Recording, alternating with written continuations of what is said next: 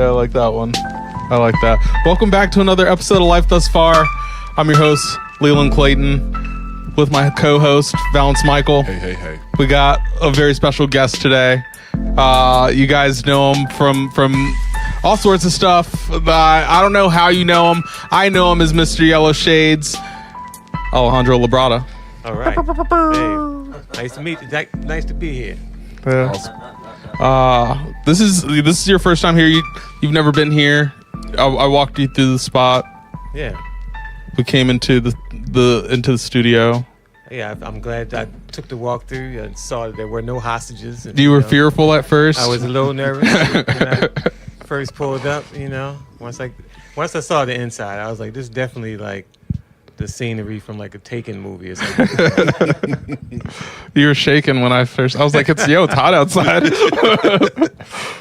Hey, man, I got it. I'm glad you're here, buddy. Hey, yeah, me too, man. How many pairs of yellow shades you have? I'm just gonna go right into it. Yeah, let's get into it. I used to have No, you're right. more. I'm down to like maybe 9 now. Okay. Damn, that's a lot.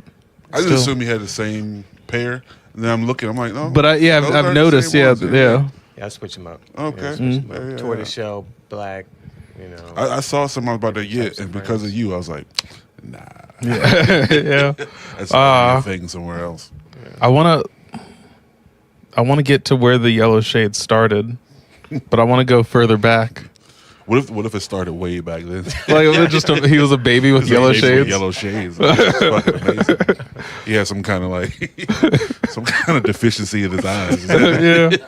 Well, let's find out. But before you tell us about your parents.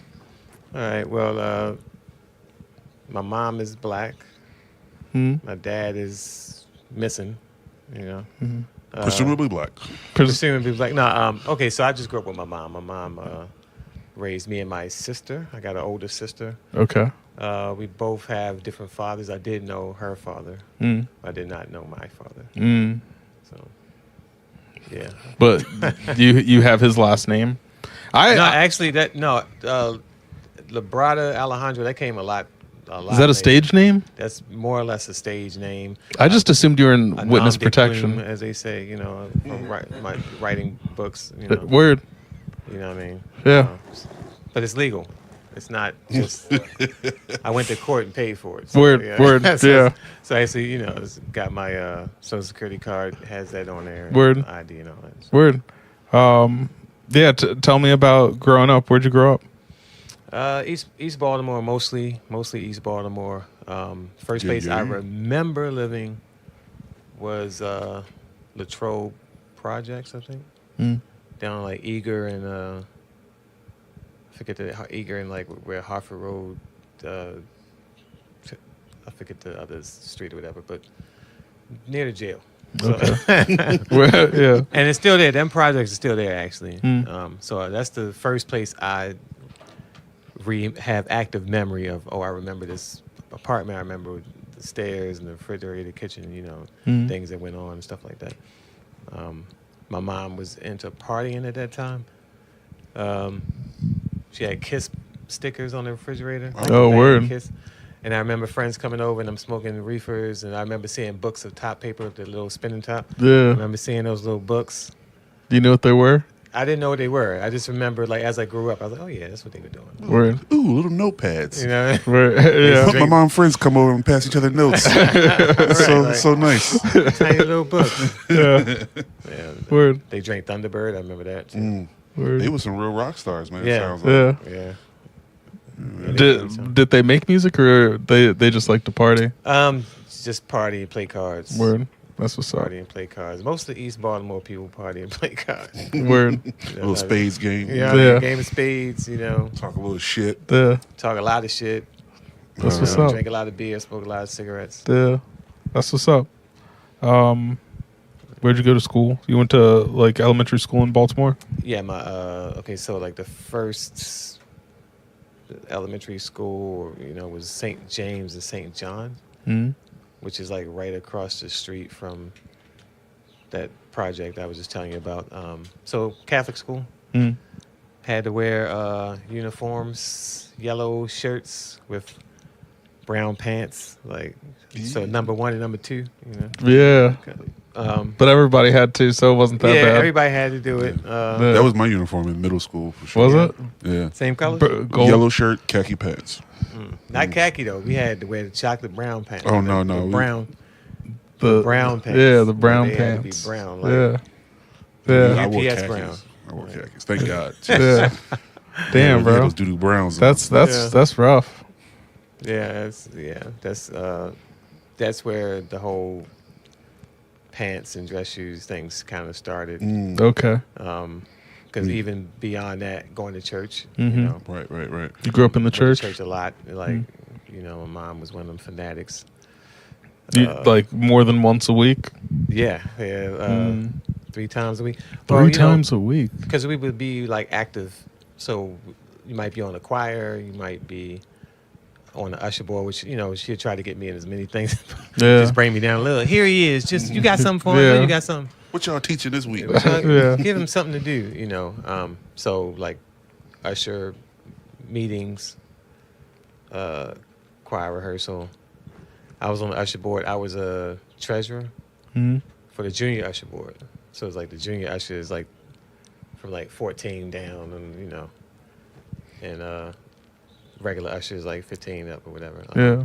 So junior usher, I was a treasurer, which meant that we collect dues in a manila envelope, and I would be responsible for holding it until the next meeting or whatever. Word. And I did all right with it for a minute, and then I started buying candy and shit. Uh-oh. So, damn. It was like, Fingers they got about to come sticky. Up, they about to come up short. Yeah. And then couldn't replace it in time. Yeah. And Oh, deadlines. that was embarrassing. You had Vigs and shit? Yeah. Well, it was like time to ante up, you know. Yeah. It was like, we should have 1650, and like, no, we got about 875. And for some reason, he got a pocket full of Jolly Ranchers. And then it went bad, man, because I had to like my mom made me like confess that to Oh, damn. everybody, to all the ushers. Damn. Right? First I had to confess it to the ushers. All of them? Yeah, like at the meeting, like, all right, tell Okay. them what you did first. Then the pastor of the church was like, okay, we're going to bring this up on Oh, Sunday. no. Like when everybody's here. Bro. And he spoke like, you know, and I had to sit for like the next like month. I had to sit up on stage with the deacons and the other like. Wow. Watch your ass. Yeah. Wow. I had to sit on stage for like a month. That You know, sucked. and yeah, that was Man, embarrassing. that I'm sorry you went through that, man. Yeah, that's tough, That's a man. bit much. Yeah. But I bet your black ass never stole it. Yeah, that's a Not rough from one. church. Anyway. No, yeah, not from church anyway. Yeah. Damn, dude. That's rough. Yeah. It was quite traumatizing. Yeah. I would have made that work to my benefit some kind of way. You You're would gonna put me up there on you would've- stage in front of everybody at all times. just making fart noises behind the pastor. You're gonna make me. I'm about to show out. So I was probably like 11, 12 around that time. Word. Wasn't really doing stand up, so Yeah, you were 11, 12. You're just starting to see what you could get away with in life. Yeah. And when I was 11 and 12, the Urkel dance was out. Yeah. So That was the shows you watched. Yeah. Family Matters, Amen. Exactly. I would have bust that Yeah, Urkel dance out on him. No, but it's like having that connotation out there, like, oh, he's a He's thief. a thief. You know? Yeah. You can't trust us. Like, oh, I'm a kid that Yeah, got it's tempted, Yeah. lost. And, I kept putting money in my hand. Yeah. Nobody asked me if I was okay with it. Yeah. And Yeah, that's rough, man. Yeah. that was rough. But and my mom always had like a relationship with the church where it's like the church was more right than me or whatever was going on. Like whatever they say, you submit to that, you know. So she would sell me out to them all the time. Damn. Jeez. You know, Did she have community outside the church? not for that. No, she worked for the state. So she was like the for a while. Like she worked at like the Dismas House on Eager Street. This is where like convicts about to go home So they live in a dormitory situation. Yeah, They halfway can go house out and work situation. and shit, but they still gotta come check in. And, Yeah. So she be checking, checking, make sure they got no drugs on them. You know, make sure they going to work, coming straight back, and all that kind of. Yeah. So she was working there from the time that I really remember what she did for a living. So she would be doing that and going to church on Sundays during the week for these different meetings, whatever group she was a part of, you know, and whatever group I was a part of.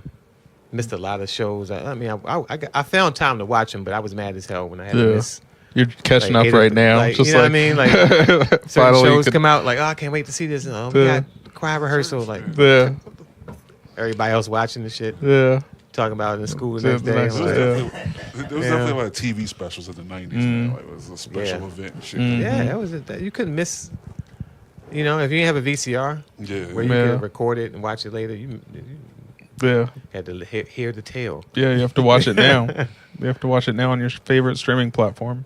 Yeah. Everybody in school talking about it. You was like, I was at church. Right. I was at choir rehearsal. Yeah. So what about her family? Like your grandma. So big family. My mom was one of 11 siblings. So I had 6. That's a lot of kids. Aunts and 5 uncles, and had a lot of cousins growing up. I'm sure it did.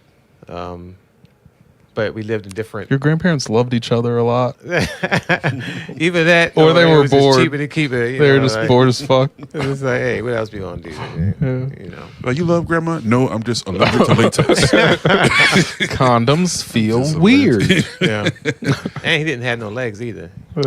Shit. He got no legs. He had amputations. I don't know if this was due to military or due to cancer, because we did have like a few people that cancer hit in my family. You know? So he didn't have.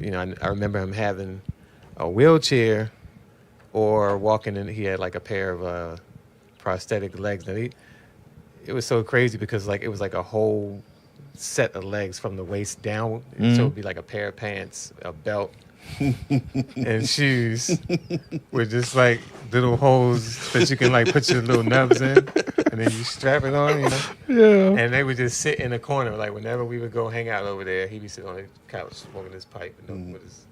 I hand me my legs. And his legs would be in the Shut up, Al. Give me my legs. I'll whoop your ass. His legs would be in the corner, you know what I'm saying? And I'm still checking his pockets for change. Like, some change. I know how much I left in there too, little nigga. If I come up a quarter short, I'm going to throw one of these goddamn heels at you. Give me my legs, boy. I had 50% in those legs. Where's my other quarter? Oh, shit. Like, keep talking shit, throw your legs down the hallway. Yeah, but he had... so I had like a bunch of aunts, uncles, cousins come in different waves. So I had like the generations that was born in I was born in 73. So there's a couple of us that was born in like from 70 to 75. Then there was those that was born later from like 75 to 80 or whatever. So the ones who were in my age group were the ones I hung around when I could. Word. But my mom was like kind of, she worked hard. She went to college, went to Coppin, got a degree, was in criminal law, got a bachelor's or whatever. So she was ambitious, at that time I remember her being real gung-ho about, like working and doing shit. Yeah. So she moved us from like Latrobe to like Oliver Street, on East Oliver Street, then from there to like Clifton Park Terrace. And in that time, it was like probably like 80, 81, 82. During that time, it was a pretty decent neighborhood to live in. How old were you? I was like 8 or 9 when we first moved up there, right across from the golf course. Playing outside and shit. Playing outside, bike, all the white neighbors up and down. All my first friends was Italians. The whole neighborhood was like Italian. Remind people what it was like to play outside. Man, I can't even. These kids don't know these days, man. It seemed like a damn dream. It's like so far, right? It was lit different. It was, well, what it was your imagination was. That's what I was about to say. You had a fucking the driving imagination. force behind everything. Yes. It wasn't like or I'm just watching stuff, just telling me what's cool, what to do, how to, I'm not following somebody else's idea, trying to start a podcast based on what he's doing. You know what I'm saying? You can find it a was just stick. Yeah, you you find a find- stick you just and out play with it there. all day. Yeah, now you're just outside. outside for hours. and your imagination have you like think, because we grew up like near like Heron Run Park and the creek and all that, so you could ride your bike into the woods, and you got movies like Never Ending Story and shit on TV.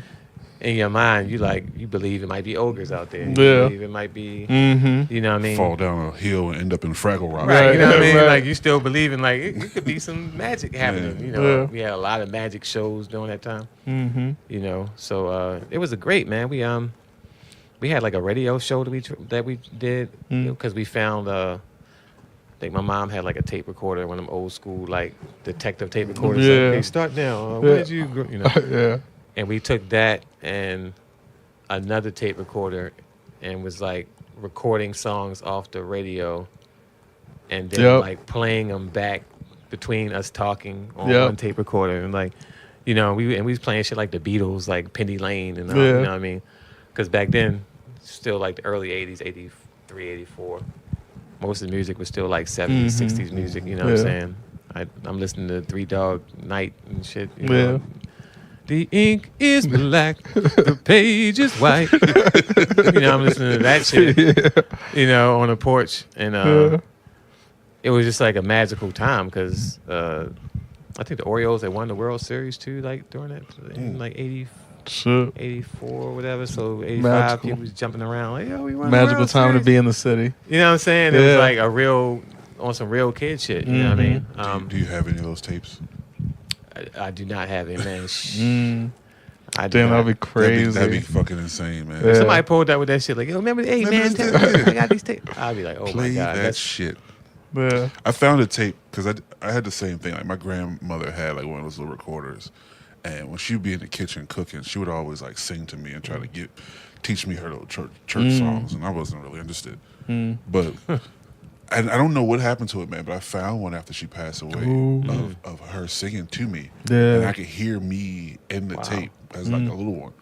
And I don't know where that tape went, man. Bro, you got to find that. We got to make Tore something. that house up looking Sample for that it and fucking make tape. something. You know what I mean? Yeah. Because when I heard it, man, I was bawling my eyes. Oh, out. yeah, I was that's- I was like, turn this shit That's off. a time machine. That's a time machine direct to an emotion. Yes. Right. Like, Yes. Crazy. yeah. I've lost some. I've had some stuff I've kept for a long time, and the last tape I had, it was like a really old music. I did it in like '92, so I guess that's pretty old. Yeah. And I'm playing it in my brother's car. He had like one of them big ass, what are those called? Town Lincoln. Lincoln. Yeah, Lincoln Town car. Yeah. And we would play, tapes or whatever in there. And his car got stolen with my tapes in it. So Oh, shit. I was like, God damn. I mean, I was mad about the car for him. Yeah. But then I was like, man, My those tapes. tapes, they like, My childhood memories. you know what I Yeah. mean? Like, I will never get Damn. those recordings again. Like, Yeah. Damn. so that Damn. was that's that was rough. kind of crazy. How important was your older brother in your life, man? Because Yeah. like No, older I don't brother- have older brother. Oh, I thought you said older brother. When I say my brother, and he's younger than me. Oh, okay. He's just like we call each other brothers because Yeah. He just was there. yeah, Yeah. closest in our It's the relationship. family you choose. I have an older sister, Mm. and that's my only known sibling. Because I never met my dad. So Mm. from what I know, he was from Philly. Okay. My dad was from Philly. West Philadelphia, born and raised. Yeah, so if he got kids up there, then I got brothers up there, sisters, whatever. But I never met, which is highly likely. Same story here. I mean, he just moved around the corner, which was far enough apparently. But yeah, there's other kids involved. Yeah, Black fathers. You ever think about doing like an ancestry thing? Like, I thought about it. somebody told me to do. You can do the ancestry. You can find them. You can find them. Like, hey, I'm your brother. Right. I mean, you never know. It'd be crazy though. Some guy look just like you. Be like, hey man, like we share the same father.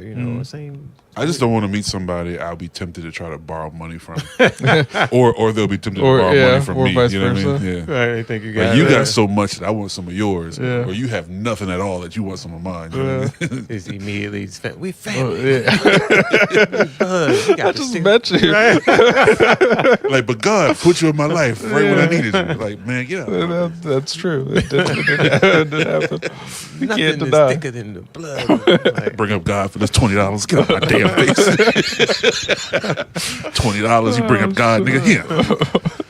oh man. Shit. No, I thought about it. But yeah, having an older sister, especially the fact that we didn't have the same dad, was kind of like a space between us. That and the fact that she, I don't know what they call it exactly, but she had some type of condition where she would not mature normally. Like, you know, the doctor, I think, told my mom something like she's going to grow like to be an adult, but her mind is always going to be like a 9 or 10-year-old as far as like how she processes societal skills and people and counting change and like knowing how much, you know, like Sounds she like was most old- women. Yeah.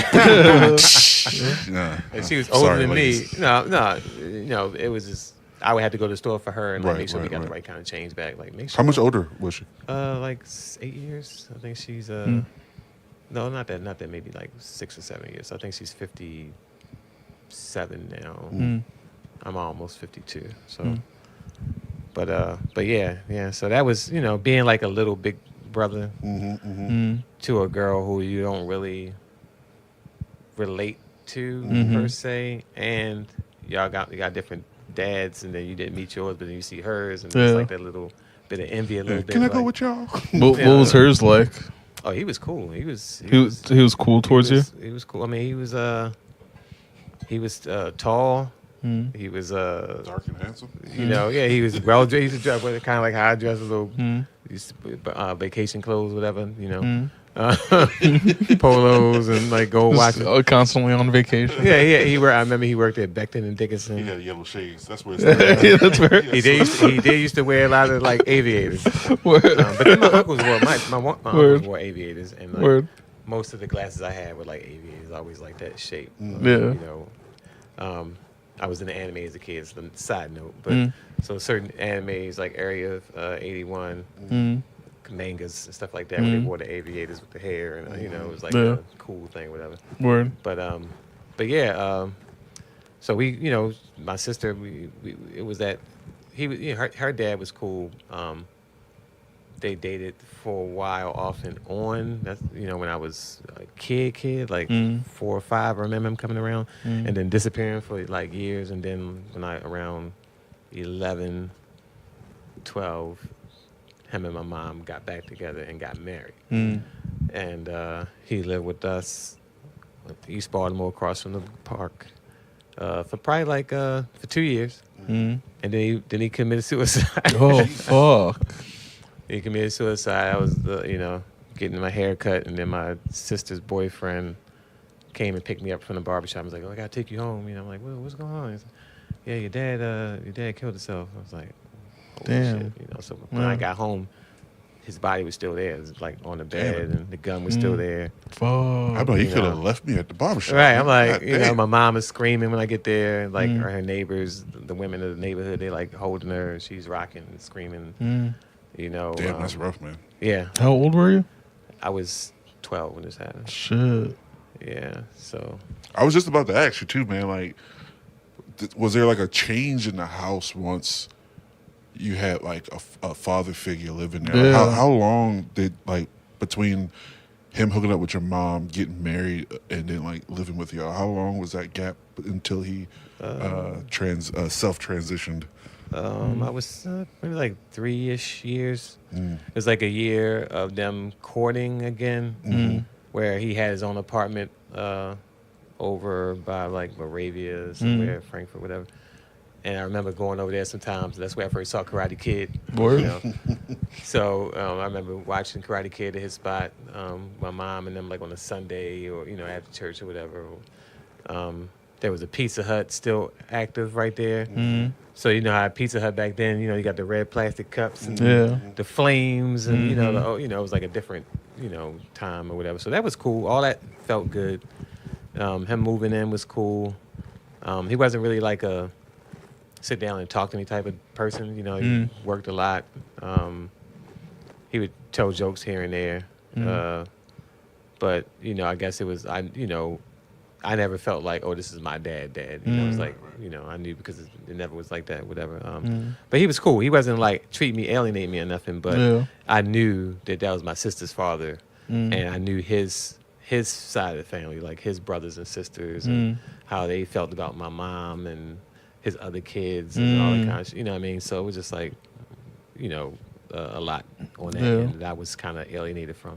It's crazy what kids pick up on and like the things that we become privy to. Yeah. It is. Yeah.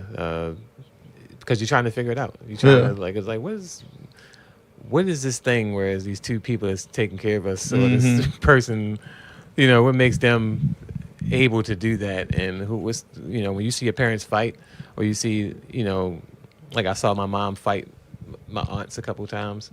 Like actual... Like fist fight, like grabbing each other. Throwing, her sisters? Yeah. Over stuff. And that'll do something to you. I mean, not really like mess your head up, but, it shows you... I don't know how to put it. Like, it shows you... Shit can happen. Things aren't as safe as it appear to be. It's like it's like there's an effort for them not to do this. Yeah. Right. You know what I'm saying? Like if it comes out to where they like dragging each other around the house and shit like that, then only the time that they're not fighting. There's restraint. You know what I'm saying? It's something kind of fake about it, or something kind of like you know what I mean. So that that shit. So that's when you start feeling that, like, oh man, like family ain't really as family as like how they say the Interesting. Yeah. So you get a peek behind the curtain of family business and adult shit. Yeah, that real grown shit. They be like, take your ass in the house. This grown folk business in here signifying. You be like, okay, I sure will. Get the hell out of here. So what was everything kind of like for you guys after that, man? After dealing with the suicide in the house and the home and all that stuff, and how did your sister take it? Oh, my sister was crushed. My mom was crushed. I think my reaction to it was immediately to kind of block it out. I kind of remember like coming home, hearing her screaming, wanting to see the body, and them saying, "Oh no, you can't go up there, man. He's still upstairs." But the mother saying, "No, let him go if he wants to go." And me going up with one of the officers and seeing the body there, seeing like the pool of blood filling one eye, like it was just like this whole eye was just filled with blood, and the gun laying there, and I think the next thing I did was I went and got my bike, and was like, I'm going outside or something, and it was like riding my bike and. Fuck, man, I don't blame you. You fucking, you know what I'm saying? If you were grown, you'd be like, I need to go for a drive. I started riding my bike. Those bike rides was therapeutic. Yeah, just fucking. I gotta go for a ride. Kick up your kickstand, take out a candy cigarette. Fucking. I remember riding my bike. Put the little huggies in the wheel. Boom. Yeah. And then when I came back, by the time I came back, the coroner had already taken the body out, and things were kind of dying down. But then there was like a period of darkness in the house, man. Like it was like a spirit. Like I felt the energy was different. Yeah. Plus it was like the bullet hole was still in her ceiling in the master bedroom, and there was like blood on the wall that hadn't been painted over yet. Oh, no. So she trying to wipe down some of it, but then didn't get all of it. So if you're in the room, you might see like those little dark specks. brown specks of blood, as they dry, and that hole in the ceiling, like where the bullet went out, came out, So that was like that for a few weeks. I would see that the blood in the hole, and and my mom crying at night and stuff like that.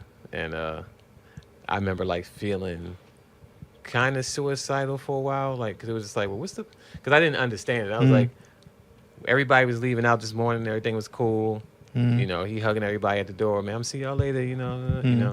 All right, I'm gonna go get my hair cut. My sister gonna go get a dress or something. This week is summertime.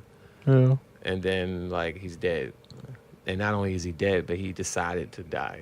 He chose. You know what I'm saying? Yeah. So then that was like in my mind. I'm like, does that mean you go to heaven? Because my mom was like real religious, let's say. Right. So I'm like, does that mean he goes to heaven? Does he go to hell? Like he's killed himself? Like doesn't the Bible say you're not supposed to like kill yourself? And does he sit in limbo? And then she didn't have answers, or she didn't want to give me any. You know what I mean? So then that space of not knowing if it was cool to do that or not, and if it was, then what was the point in like waiting for life to just pan out into some shit that you ain't gonna be happy doing anyway? You know what I mean? So I'm like, y'all just got married 2 years ago, and now, you know, he's like, no, I can't do this no more. You know what I'm saying? Like, what was that? What is that saying about either marriage or the other person or that or him or whatever it was. Dude, having all these thoughts at 12. Yeah. And even doing it in the house, knowing that you guys had to pick up those pieces. I mean, Right. not literally, but pick up the pieces behind having to deal with all that stuff. Like you said, Yeah. you see this shit on the wall, the bullet hole, like that shit. Yeah. Left you guys. I have personal feelings about this. You said that at one point you were suicidal. I've also I've been depressed. I've gone through depressive states. I've been suicidal in my life. I'm not actively suicidal. I'm glad you know, yeah. But as an educated person, I like to keep my options open. No, I get it now. Though I do feel this. I feel like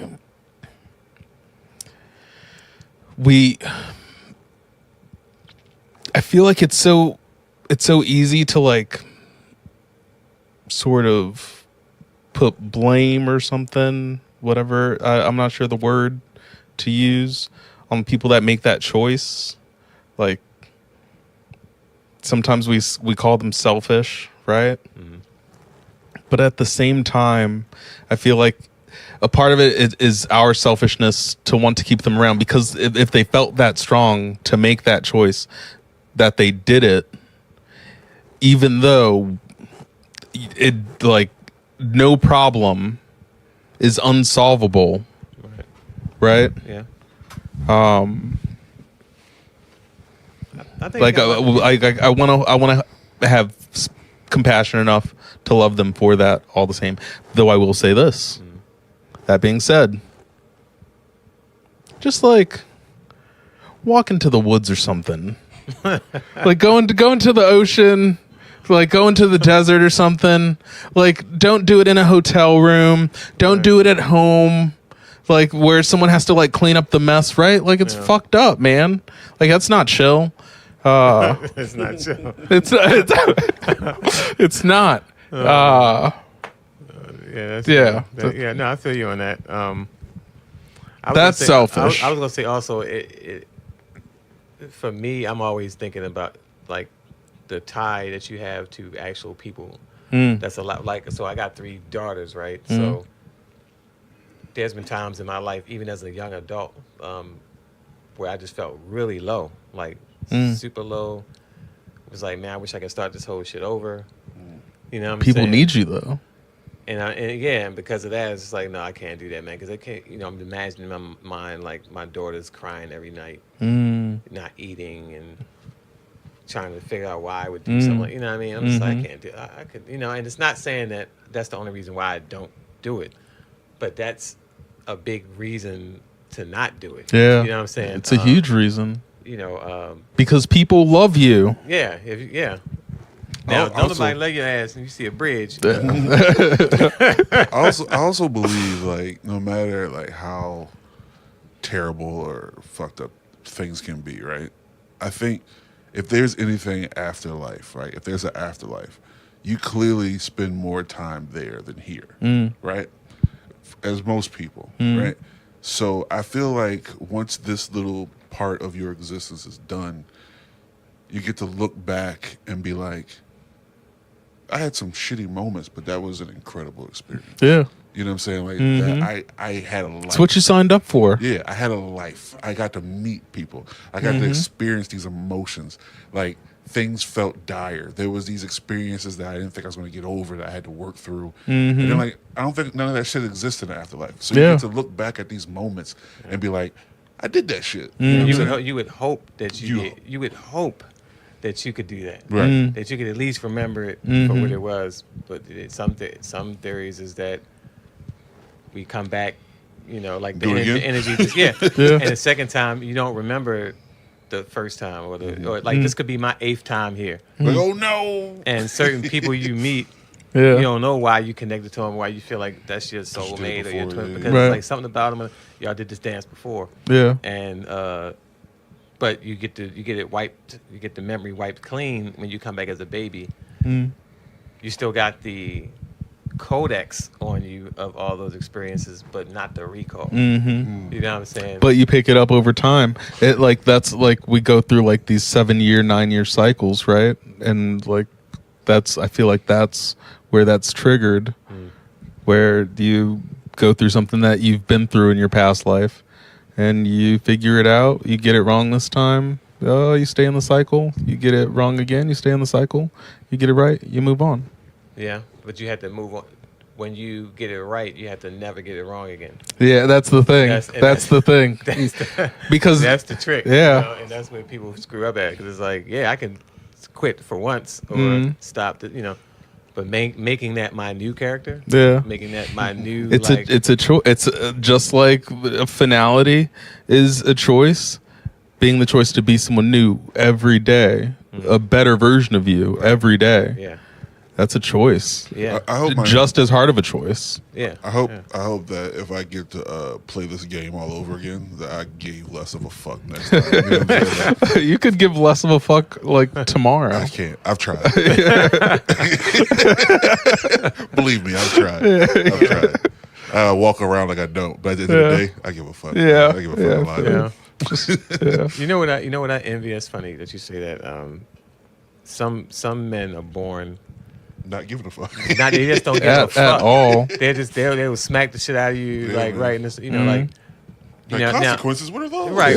You know, like you know, guys who, people who just notoriously create a name for themselves in the hood because when they walked around, they run your pockets and now not that I want to be that kind of person, but it always fascinates me to think that I'm in the same neighborhood as this person. But only because of my the way I was raised. Yeah, your restraint and my social skills that my mom taught, or going to church and all the turn up a cheek shit. You know, I was raised this way. Now my cousin or this other, you know, who was raised, his mother didn't give a shit about church. She drank beer all day and smoked cigarettes. And he was always ripping and running and coming in the house when he wanted to and fighting and stuff. You know what I mean? Were you envious of those kids growing up? Yeah, I was a little envious of that. I was envious of those kids growing up, man. And they was always envious of me. Like, they'd come over my house and be like, thinking this some rich shit. It was, you know, upper middle class, whatever type shit. Sculptures of a horse on the coffee table and like real furniture and shit. Like, oh, y'all think y'all, you know. But then I would be like, man, you got so much freedom. Like, your mother don't care what you do and shit. Yeah. My mother checked everything. She in my drawers. She reading love letters. I'm writing to girls. Right. Why'd you say this? You know what I mean? Like, you spelled this wrong. How can you love her? You don't even know what love is. You know what I'm saying? Like, so it was like. I definitely blame my mom for me losing my virginity at a very late age. She was always home. Just always home. She was always just home, had nowhere else to go. She worked at home. She had a daycare. My Damn. mom always was home. My mom did daycare too. Yeah. Like I would go over to a friend's house. I'm like, your mom, ain't nobody never home. Like, what the fuck is this? It's like, this your own place. Yeah, like, this is your house and shit. Ain't nobody never here. Yeah. Just got company. Remember you had to sit on the porch and they had to go inside, ask if you can come in? Yeah. And then they come out and be like, my mom said you can come in. Mm-hmm. They just be like, come on. Y'all come on in here. I had friends like that. Left the TV on and shit. Ain't nobody. Yeah. Because nobody was home. It had to make it sound like somebody was home. I had friends like that, man. Like, they stay up all night. And mother worked late or whatever, or don't care. Or, you know, but your mom, if you had them parents that care, you got to tell them where you staying. Like, well, whose house Yeah. And who's gonna be You there? have to call them when you gotta get call. there. It's crazy. Like You have to call them when you leaving. Yeah. My mom definitely got hip to that shit. She'd be like, ain't nobody over there. Like if it was like a neighbor and shit, she knew my neighbor's schedule. You ain't going over there. Not this They time ain't of even day. home yet. You bring your ass over here, sit on this porch. Y'all think y'all slick? Shit. What was high school like for you? Oh man, high school was fun. Wait, what? So, what was school like for you? What kind of student were you? Yeah. What kind of student was I? I was highly intelligent and creative, but bored with routine and directions. Sounds about right. So the most of the stuff that I heard from that was consistent from all the schools I went to, or teachers that would say anything negative in like a PTA meeting or something I need to work on, it was always has a problem with authority, has a problem with authority, has a problem with authority. If you tell them to do this or don't do this, you know. So from a young student to like high school, that was just always the feedback. That was most of the feedback.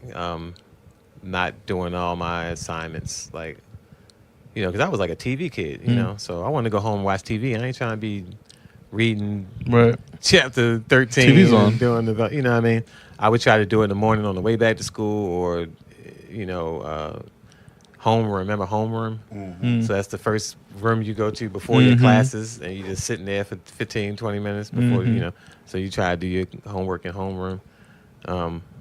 I just wanted to have fun. Like, I would come to school and be, you know, imitating stuff I saw on TV, doing Living Color skits, doing the characters. Homie don't play that. Cartoons, characters, you know what I mean?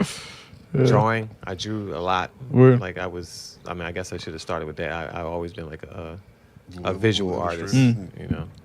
Did you ever have that moment when you were kind of let down when you realized that learning could be fun too?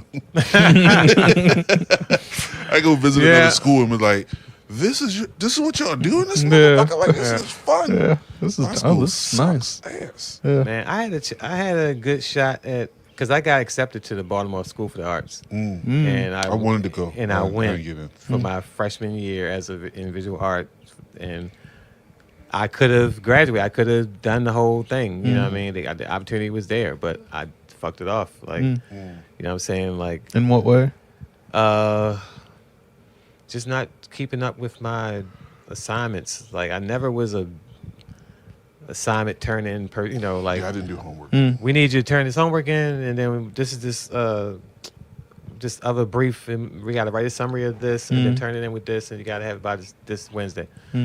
I would always procrastinate. I would always like do shit I really like to do, draw, mess with girls, 'cause I was really into girls. Trying to sneak a girl in my house, or trying to sneak over a girl house, or on the phone with a girl, or watching the girl on like a cartoon that women are drawing real sexy, you know, like Fritz the Cat, Yeah. adult cartoons. You know? Definitely watched that a few times. You know what I'm saying? So I was always preoccupied in fantasy. So it was hard for me to come out of that and be like, oh, you know, you got to turn all these assignments in. So everybody else is doing the shit. And grade point averages. Just daydreaming and shit. And I'm just fucking daydreaming. And I'm still stuck in there. I don't know what the fuck you talking about. You know, You still Yeah, daydreaming? I'm still there. Shit. there for all the fun stuff. Yeah. So then School for the Arts was like, hey, well, you know, you're not focusing. We can't have you here. You got to maintain this GPA if you want to stay in the school. Yeah. I didn't focus. Ended up leaving there and going to Lake Clifton for my going to Lake Clifton from there, like, That's where I went. you know. I graduated Lake But Lake Clifton was still cool when I went, though, because you know, this was like 90, you know, When you went to 89, Lake 90, Clifton, 90. when you went to Lake Clifton, was it the Lake Clifton that was on Harford Road, or the one that was back there on St. Lo Drive? St. Lo Drive. All right, yeah. So, yeah, 'Cause St. Lo at Drive. some point they combined those schools, and then that school became like an alternative school to where the kids that would get kicked out of school was going. Yeah, like But yeah, I went to the I Harbor went to- East School over there Yeah, was yeah, the I went bad to that kid lake schools. over there. No, but Lake Clifton was still cool. They had a drama department. We did plays. You Word. know, With the Wiz and Guys and Dolls, and we sang musical numbers. We had You were in the plays? Yeah, I was in plays. Word. We had a musical department where they actually taught instruments, playing. We had great bricklaying reading without music bricks. and shit. Yeah. Yeah. There wasn't no bricks. City wouldn't pay for it. It was a bricklaying class. With no With bricks. no bricks. Shit. Though, like the Israelites in the Bible. You gotta find your own straw, make your own bricks. If we had bricks, you want to lay them like this. All right. Shit. That's funny. We had shop class too. Making shit. One of our teachers was Mr. I don't know if you know, it's an artist named Poncho Brown in Baltimore. Mm-hmm. But he's kind of like a famous Baltimore artist. So, like, if you ever drove past a person selling artwork on the side of the road or by a park or whatever, and they got their truck parked and they got these black paintings, one of them going to be Bob Marley, and then it's going to be one with a light-skinned woman and a dark-skinned woman where their faces kind of yin and yang, and it looks airbrushed or whatever. He was like kind of the father of those type of paintings, and had a lot of those paintings circulating throughout the city. But at that time, his dad ran like the shop department at Lake Clifton. So that's how I met him as a kid. I met him and seeing what an artist could, what artists could do or whatever. And his father taught us like carpentry or whatever. So Is that how like you really started getting into the art? Did that take it further? After yeah. People was always asking me to draw shit, so they were like, "Hey, draw me some titties." I was always like a lazy. I was always good at drawing, but lazy as fuck. Like I don't want to draw shit unless I really feel like drawing shit. Like in my mind, I'd be like, okay, I want to draw some titties, or I want to draw a space woman on it, and it would be a dope drawing. Like I'm talking about like spaceship in detail, shadow. People want to pay me for it. But whenever I was commissioned to do something, it was always like kind of like a drag. This is work like, now. It's work now. Like girls be paying me like, I give you 50 cents if you draw a Care Bear on my notebook. You know what I mean? Like, so they give me a 50 cent or $1. I draw with a pencil first and then a marker, and it looked good, So I was always into I can make money doing it. So if I'm not making money, I'm not really that interested in doing it as much. You know what I'm saying? Whereas like some kids just drawing all day, all the time. The enjoyment kind of and I love the money. do it. The money tainted it a little bit. Yeah. Did you have Dr. Plater? Dr. Plater. Does that name sound familiar to you? Because she was one of those teachers that like when you be in class with her, they be like, "Yeah, I used to teach your mama." Like she was there for a long time. Well, if you can just, I know a teacher that was there that my mom said she remembered from. I don't remember what her name was, but she had. She's a small woman, kind of brown skin, like my complexion. She reminded me of the lady from 227. And she had like a bun. Her hair was famously in a. Yeah, I feel like you're describing Dr. Plater. But that was, she wore her hair like that for years. That's how I know it must have been like. During the time I was there, a student body slammed her and she retired after. Fuck. Oh man, she's like, I'm done.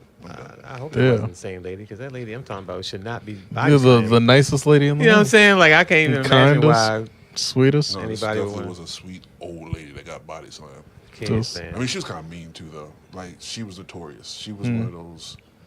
She was old. She was requiring kids to go. actually To do homework and You wasn't about to go hang out in the classroom. You know what I mean? Like when you weren't supposed to be in there. Yeah, I had a couple teachers that would let me hang out. One of them was the senator, McFadden. What was his first name? Timmy. Timmy McFadden? Timmy McFadden. McFadden sounds But really McFadden familiar. used to have an office on Bel Air Road, Bel Air and Urban Avenue.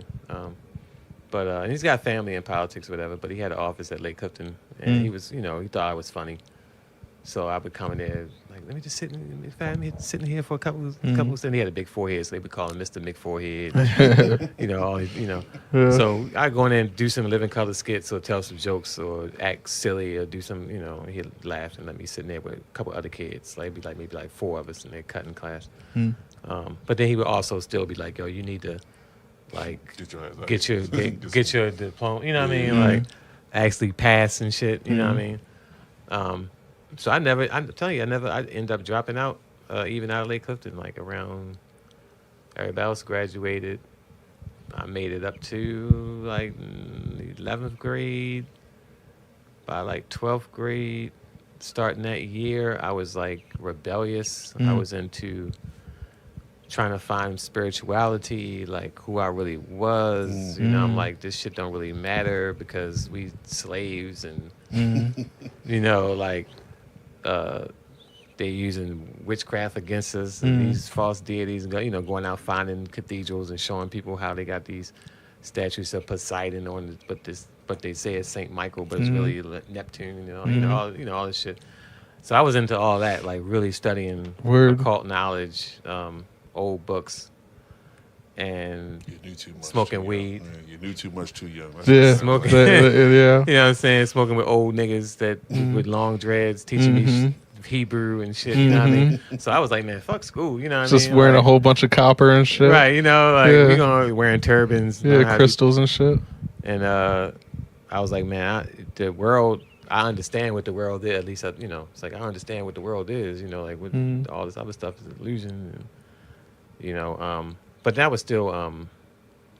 I mean, I was definitely always seeking the truth of God and what I was really supposed to be and what He really wanted me to do. I'm like, well, if I really want the power, because I'm like I say, as a kid, I was in the fantasy and all that. So if I found religion to have the reality of a God really existing and this book really being the truth, whatever, then whatever it says in here has to be like the real deal. So it says if you do this, then I will do that.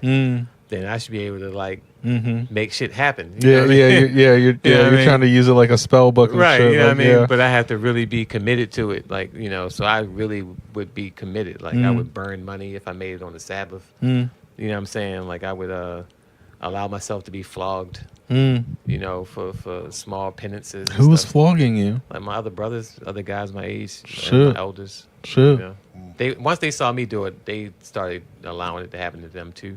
But They I was were- the first person. Like shit. I was always like real zealous. Like you know, reading the Bible, it says, you know, you should give him lashes, but no more than 40. So we would talk about it like, well, Hey, nigga, that was 39. you know, like, well, how many lashes would demand this many? You know? So like, well, I slept with somebody on. I Fuck. cheated on my baby mother, so I'm gonna take 15. You know? Fuck. And yeah. Yeah, suddenly I don't feel that bad for not reading that much. Shit. Yeah, so that was yeah. And how old are you at this time?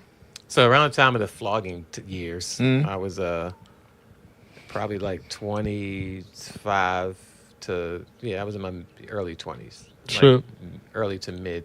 So we got to go back a few because there was we went high school. Yeah. We got to like do Okay, the. so the high school thing. So high school was like I dropped out in like 92, 93. I was 17, about to turn 18. What'd your mom think? She She doesn't know. She still doesn't know. She knows now. She still thinks so. No, she was totally like that blown about it, like you know, because she went to college and she got a degree, you know, and she always wanted to see me, you know, become something, and you know, and like I say, she was into church and the state, so whatever, you know, the white man said, you know, It's really about it. you know, Shit, it's like really about whatever it. church say and the white man say is what we're supposed to be doing. She was like, the mother on Good Times. Like, But that's exactly a certain that type era. Like that's a very specific era Yeah. of person. I mean, like they still pop up every once in a while. Yeah. But like that's a Yeah, so she wasn't too happy about that, especially because I had cousins who was graduating and shit like that, you know. But I always had like a light, like a, you know, I always thought my brightness was the most important thing over whatever diploma or paper or whatever. You know what I mean? I was always like, felt like a Peter Pan type of character. So I'm like, I'm gonna go through life and I can just magically. When did you first identify that?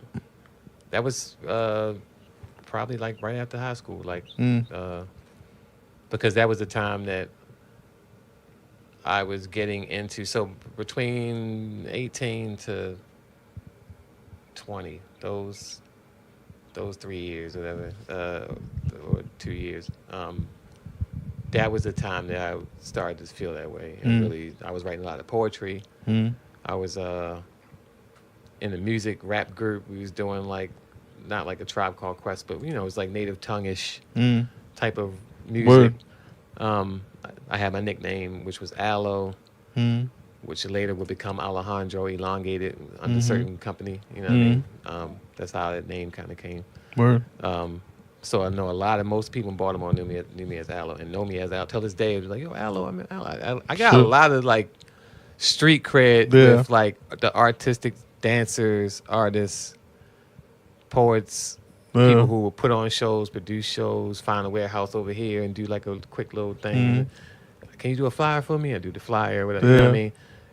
Make T-shirts or whatever. So around the time of like right after high school, from 17 to like maybe like 21, is the time I really started knowing what I could do, and that I could stand by myself and be cool, and I can kind of be mysterious. You know what I mean? It worked for me a lot with like the girls and stuff like that. Like I was growing my dreads, and I had this Jim Morrison kind of fan thing going on. I listened to a lot of Doors music. Word. And I liked the whole idea of him taking something that was mythical and then like trying to like personify it in a modern time and reap the benefit of it in front of me, make everybody else believe it too. Yeah. So I would be this mythical kind of guy, spitting poems to the girls, saying like deep things, taking them to like overlook the water at night, and then being like this Jack Sparrow type nigga. You know what I mean? Yeah, that's what's you know up. What I'm saying? They love Come on, that. ladies, come forward. Yeah, that's Boat what's up. ride with Alejandro. So I was like, so that was like those years was like my years. What's up, really. girl? You know we not free, but if you come with me, we can be. It's like, oh shit. See how easy? Just take these pants off. Huh? I'll take you on a I had the carpet gift, ride. the gift of could meet a woman like, and very quickly have her like, oh my God, I can't believe like I I'm just naked met you, already. Yeah. and I'm naked in your house. Whatever. All right, Yeah. Aloe. Humble brag. Right. Yeah, but that Right. the reason why I had to throw that in there, because it's nothing like that now. It's nothing like that That now. shit Like, stopped working. I look, I guess I look like my age or whatever, because women look at me different. It's Back not- then I had like I said, You try and do poems now. They're Yeah, like, okay. I don't know what time it is. It's like, you're wearing a watch. I didn't even ask. look at me now like, oh, that's some man, like some creepy guy. Yeah. Back then I was beautiful, But yeah. So those years was cool, and that's when I first met. I started smoking weed when I was 17. Smoking heavy for that first year, so around 18-ish. That's when I first started learning deep, like the Bible stuff, the Hebrew Bible and all that stuff. Because I was trying to get some weed. I was at Drew Hill Park, and me and my man was out there. Yeah, I got some weed for you, young brother, He's like, but you got to read this book with and that's me. where it was like. I was like, yo, where can we get some grass out here? I asked somebody. He was like, oh, I think them dreads over there. They always play drums up there. Like, they had a drum circle.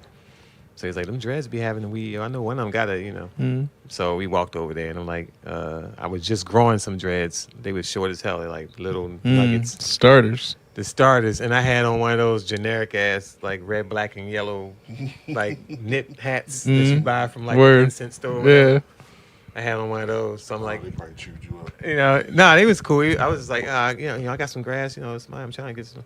Oh yeah, brother. I got you, Wagwan, I got you. peace, brother. So like he's telling me that whatever, and then another guy who was older than him, or looked older, gave me a flyer and was like, we got this thing called the Dread Society, to tell you where the dreads come from, the history behind it, Which is important. A lot of people don't significance and know. all that, you know what I'm saying? And you're definitely the type of person. Yeah, and I'm You already gonna go check inquisitive. that I'm out. like, so they was like, yo, come to that. So I was like, all right, cool, I'm gonna check it out. We got the weed, whatever, I'm smoking, and told my man, like, yeah, it's some Dread Society. All right. I said, I might check it out, whatever. I didn't really think a lot of it at the moment, but then when the day came and I still had the flyer, I was like, oh shit, that's today. It's at Everyone's Place, which it was like the bookstore on North Avenue. So I went, and it was in the basement.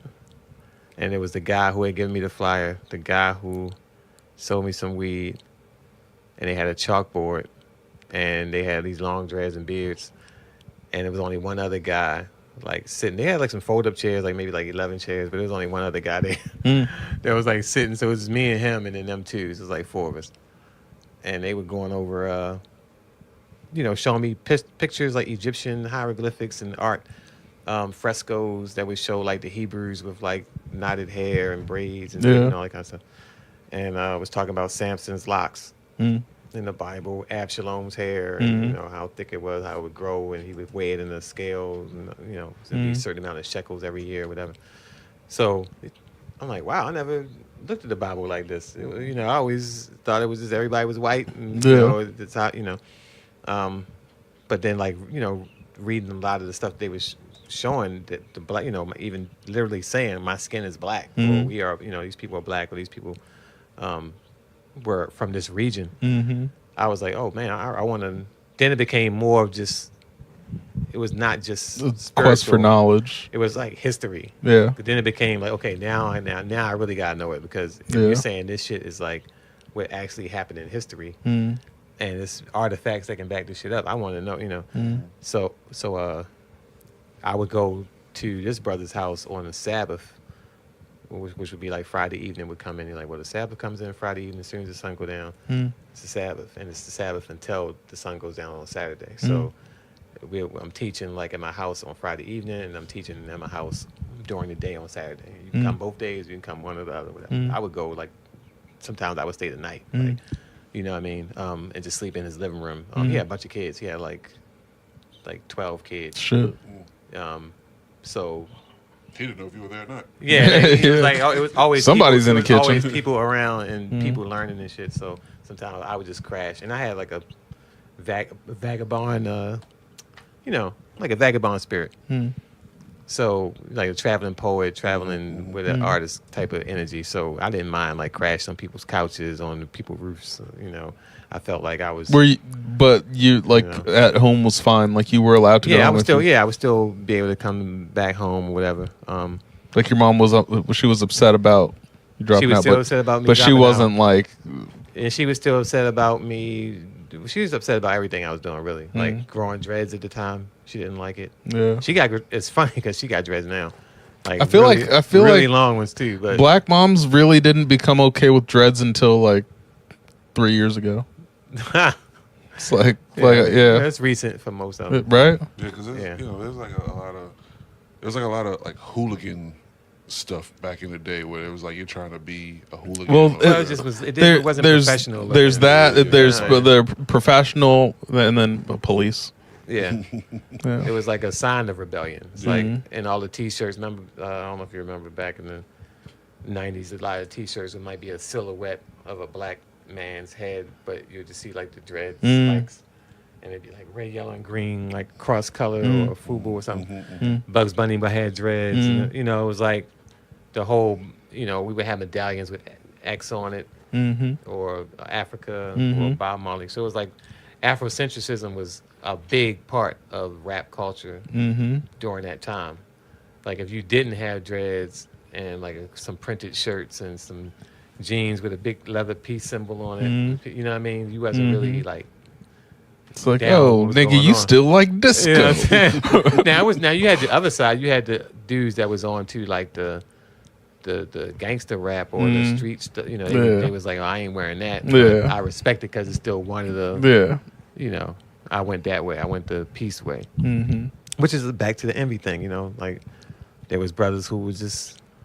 I used to be scared to fight. And there was kids that were never scared to fight. Like they're just like, what's up, nigga? Yeah. And threw a punch and X punches later. Right. I'll be trying to reason like, why we gotta do this? Yeah, just conflict resolution. Right. Like, say, brother, I like these clothes. You're gonna stretch my shit out. Get my shoes all scuffed up. What's wrong with you? Oh, man, there's got to be a better way. Yeah, let's talk about it. Shit. So, but want half a Snicker? But then that also, we were talking about this before briefly earlier outside. Like that also helped me with a lot of opportunities to be singled out as like, even though I didn't do well with assignments and authority in school, I would still read and study like on my own for things that I really Your interests. interested in, and I would do it at a college level. Like I wouldn't just read it. I would like read and take notes and highlight. And if I didn't know what a word meant, I would stop reading. I would look it up, so I knew what it meant. You know what I'm saying? And come back. Okay, that means that. Well, oh wow, that's you know. Because what I mean? it's I really just what you read wanted to shit, do. like, Yeah. I would really want to know what I'm reading and what it means and the etymology behind words. I break down the root. Oh, this word is this. The root of this word is that. That's Greek. That backs up the fact that they say it happened in Greece or whatever. You know what I'm saying? Like I would research that way. So having that mentality always allowed me to interview well and to get jobs with a well-written resume and experience. You know. What type of jobs were you getting? Well, how about what was your first job? Yeah. And What was how your old first were you when you had it? That's a good First question, job. Balance. The first job was dishwasher at Phillips Restaurant, Inner Harbor. Hey, I was like 17, I think it's right after high school, whatever, and needed money. You know, you can't just be in the house. Yeah. Sitting So, around you know, got a job as a dishwasher. trying to see what's on TV during the day for once. Yeah. Yeah. You know, that was cool. It was different to work in the harbor because if you had a job, it wasn't like now where people can take a job, leave a job. You know, it was like, oh, you got a job. Like, you know what I'm saying? Like, you got a W-2 and, Yeah. you know, you're getting a check, you know, even if it was whatever. I think I was doing like $10 an hour or something, maybe 7. It might have been something low like that. But every 2 weeks, you know, it's like $400. Yeah, money. You know what I mean? And it was, that Yeah, was something back then. And the harbor had a lot of jobs like that for kids, like carts and fast food places and food places and music stores and novelty stores. They had stores that sold candy, and you know, it was like girls would be cute girls working in the candy shop. That was really like, man, that I could talk about that shit. Like the harbor, like when I was coming up, and that was the spot. it was a spot, man. Like working down there and then hanging out like with other people who worked there, like that was your age. And it was always like girls, like because it'd be after church on Sunday or a Saturday. People come down with their family, so it might be a real pretty ass girl with her parents. You know what I'm saying? They might be buying ice cream, and it's like 5 of them, and like, give her an extra like scoop 3 or girls. something. You know what I'm saying? Yeah, or you're on your break, or you're not working, but you hanging out with somebody you know they work down there, and they gotta work, but you can go talk to the girl. Yeah, You know what I'm saying? go You're like, hang out or yeah, something. he be mad at you because you can walk off. Like, you know, I'm on break. It's you know? like, yeah. but then you I had to got get a 15. number in front of her dad and shit. Like, Say, can I call you sometime? You know My what I'm dad's saying? gonna answer the phone. It's like, You yeah, know? you could call her sometime. yeah, you know, yeah, it was like it Like, you happened used like to that my sometimes. Where it's like, man, I gotta talk in front of her parents. You know, so it was a different level. But it was a different time. Like, yeah, like, it was lovely, man. Yeah. That shit and he was a lovely. young man with a job. Shit. Yeah, Yeah. and I was a young man with a job, Employed. working, keeping the plates clean for the next. Dishwashing sucks, but it's always a place that need a dishwasher. Yeah. There was a lot of jobs. I've done that throughout my career several times. Like, had to go back to it at not the same spot, but the same position. You know what I mean? It says here you have experiences washing dishes.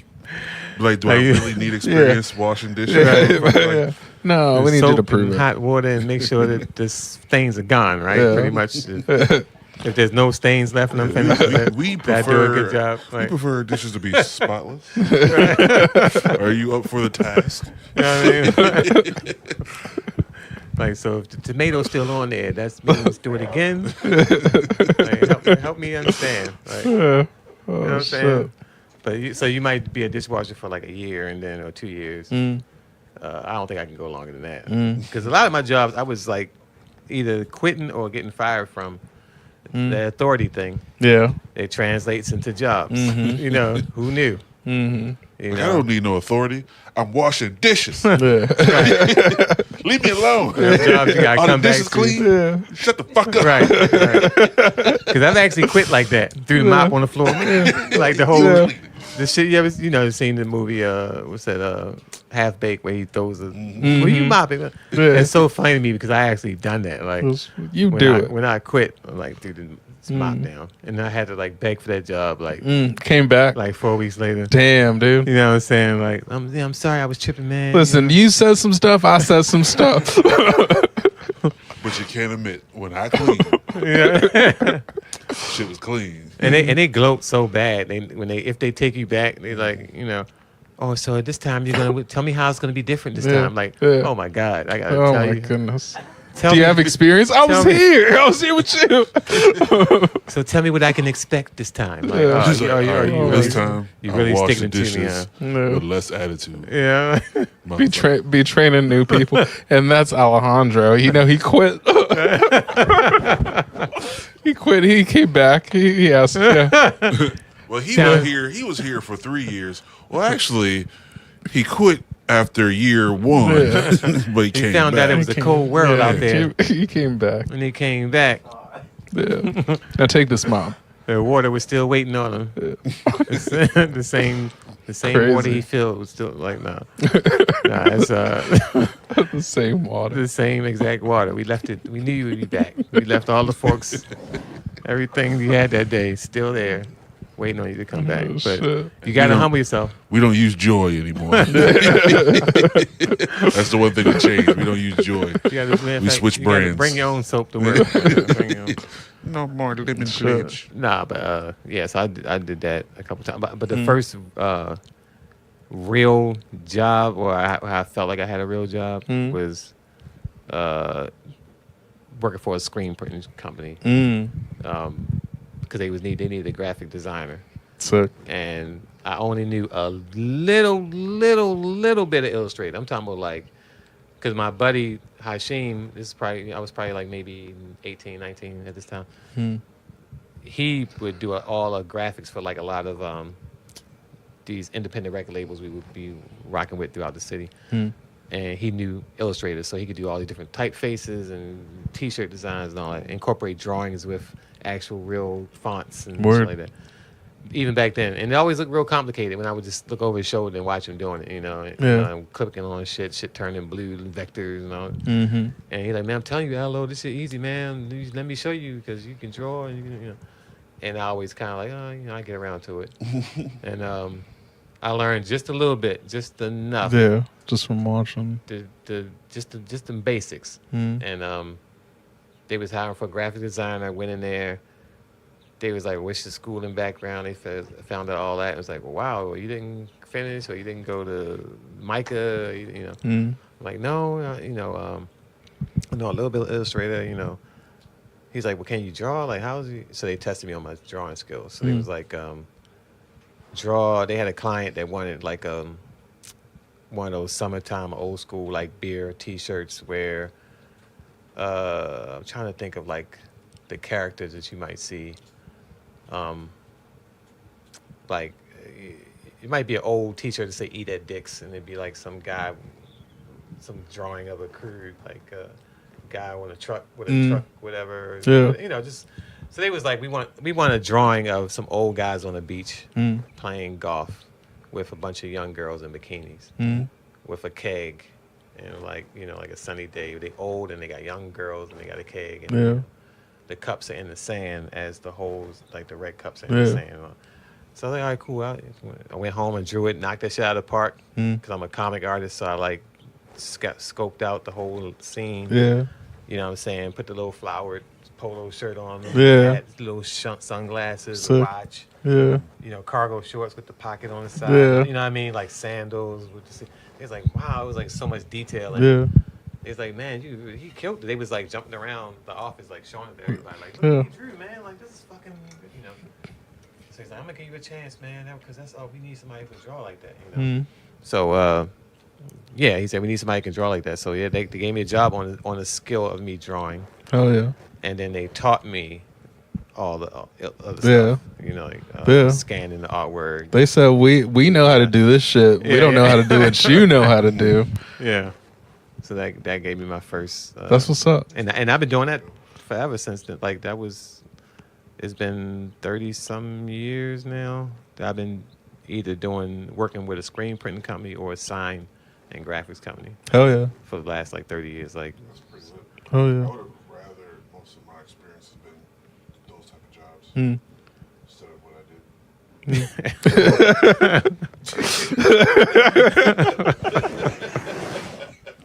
right. That's a little true for you.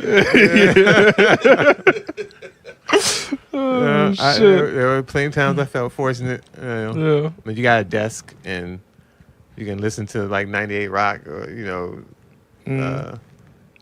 that, as much as I can't stand America, it's like a love-hate. It's like love and hate. It's like, I know how bullshit it gets and how it was built on. Yeah. But there's some times when But AC is nice. AC is blowing. You got a desk. You got your computer. You got a hot dog and some chips and a Mountain Dew. That shit is kind of nice. What I'm saying? And Toto was on the radio, and it's like that little taste of freedom that you do get. It's like I'm about to get paid. Like I'm gonna go to the movies and see the new Mission Impossible, whatever. Whatever. Like it's times I really like because, like I say, growing up with TV and HBO and. I really fell in love with entertainment, TV, and sitcoms, actors, and mimicking what I saw on TV. All things comical. Any sitcoms, comic books, comic strips, cartoons, cartoonish people. You know what I'm saying? Like that. How old were you when you got that gig? At the silk screening place. Yeah. I think I was like 24. 24, shit. Yeah. Did you after school? Did you do any more acting? I did some. Well, that came a lot later. That came like I didn't get back into or anything like theatrical until I was probably like 27, 30-ish. That's when I started taking it serious again. But I've done some independent stuff, like some people I knew who was in college, who needed to shoot films, they needed actors for, and they paid me for them. I was in one movie as an extra called Cecil B. Demented, which is actually a actual Hollywood movie that they put out with Melanie Griffith and Stephen Dorff. That's the guy who played Frost in Blade, whatever. Yes, they had a scene where they needed like some kung fu fanatics to be in a movie theater, and he was gonna run in with her as like his hostage, and in the movie theater people like jump up and try to like fight or whatever. So you were trying to fight him? Well, they not technically like the way they angled the shot. It's like, okay, we're gonna show him facing y'all, then we're gonna show y'all facing him, but we're not really in the same scene or whatever. Other than, I mean, he was in the same. I got a chance to talk to him and see her right there, like. It was a real weird experience. Just realizing people are just normal people. You see on movies. Just regular. Just sitting there like with a cigarette between shots. Like, man, I seen you doing that. This is him talking to me. Like, I saw you do some of those 2 kicks you did, man. That's some crazy shit, man. You really know that shit, huh? I'm like, no, because I wasn't in school at the time. And that's how we got the opportunity. Like, I was school, we got invited to bring students, whatever. Word. So. I was like, yeah, man, I go to, Way of Water Kung Fu School. He's like, yeah, man, my brother knows that shit, man. I don't know any of that, He's like, but like Wesley, but this is right after Blade too. He's like, Wesley really knows that shit, man. Like, it's just, that guy's not a joke with it. Like, he's talking whatever. And he's smoking this is when you can still smoke inside. So we like inside like a adult movie theater on Bel Air Road, and he's smoking a cigarette, talking to me about his brother, who's a martial artist, and how Wesley Snipes really knows. And I'm just like, damn, I just watched this guy in fucking Blade. And I'm sitting here talking to him. Which was a fantastic you know what I'm saying? Yeah. While he's smoking a cigarette, and Melanie Griffith is like 10 feet away, just talking to some other actors. Yeah. And I'm just, and they're like, all right, we're gonna go back into the scene. Like, all right, man, nice talking to you. Then they set the scene up again, and you do it again. And I was like, man, this is the life right here. Like, this is cool. This is fucking cool, Yeah. Man, I was somewhere trying to get some ass. I'm somewhere trying to get some ass, and I put this fucking movie on, and this fucker popped up in it. Oh yeah. He's a star, what movie? Wonder Woman. Oh yeah. The second Wonder Woman. Yeah, Right? I did see. I did see him in that. Yeah. I'm in that joint. That is sitting there rubbing on the thigh, like, what's up? And I'm like, I know that nigga. were you running or were you like was it a scene? Yeah, they did ask me to run. But it was a scene I where don't remember what the scene was. I remember seeing you like, yo, There's definitely chaos happening. yeah, it was some type of chaotic. it was a scene where chaos was happening, and like she was running past me. I think like maybe she lost her powers or something, and like I was just telling them to like come this way. Oh, okay. Just directing the herd this way. I was like, yeah. That's awesome, man. Those little experiences, like Yeah, it's fun. and it's funny, but you can actually see you in my scene. He's behind the nigga. I was like, I could point, I could show you where I'm at. I'm right there. I'm right here. I'm right there. Look, see that? See the shadow doing right this? That's me, and that's my teacher right there. You know, they didn't. You know, and the thing is, he was like, do something extra. So you know, do a really nice, something beautiful, so they can maybe they'll put you in it. You know. So I did like these 2 big swallowtail, you know, kicks coming down the aisle. And then I iron broom, like, you know, the 2 swallowtails, whop, whop. And then I rolled them like a ninja past the camera. Like, see, he's like with the cameras here. I rolled like right past it. As I came down from the second kick, I rolled past the camera. And they was like, man, like that shot was, you know, but it was like too much for, it's like, this ain't a martial art movie, so we really can't like, turn it up just for that second. Like, you know, that was nice, but we ain't using it. Yeah, it was nice, but we ain't using it. And so the scene they did use, I was just behind the seat, and we just doing like this, like we want to fight. Yeah. But it was so dark that you would have to know where you were. I remember where I was standing, so I'm like, okay, that's me right there. Did you say the name of this movie? Cecil B. Demented. Yeah, I'm gonna have to check that out. Cecil B. So I can Demented. laugh at you. If you can see, I'm gonna have to find it, and then like, yo, it's minute number 259 to the left. Yeah, give us the timestamp. It's a freeze frame with a back. Is this dreads you? You with dreads? Yeah, I think they had dreads. Yeah, Sure. yeah. Might have been in the ponytail.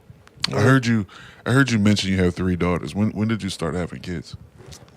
Wait, we got to get there. We have time. I mean, it could have been in his early 20s. Was in his it? early 20s. It was in my early 20s. Oh shit! We're there. Oh shit! Yeah. So it was around the same time I was in kung fu class, and during that movie, I was courting my baby mother. What made you want to get into kung fu class?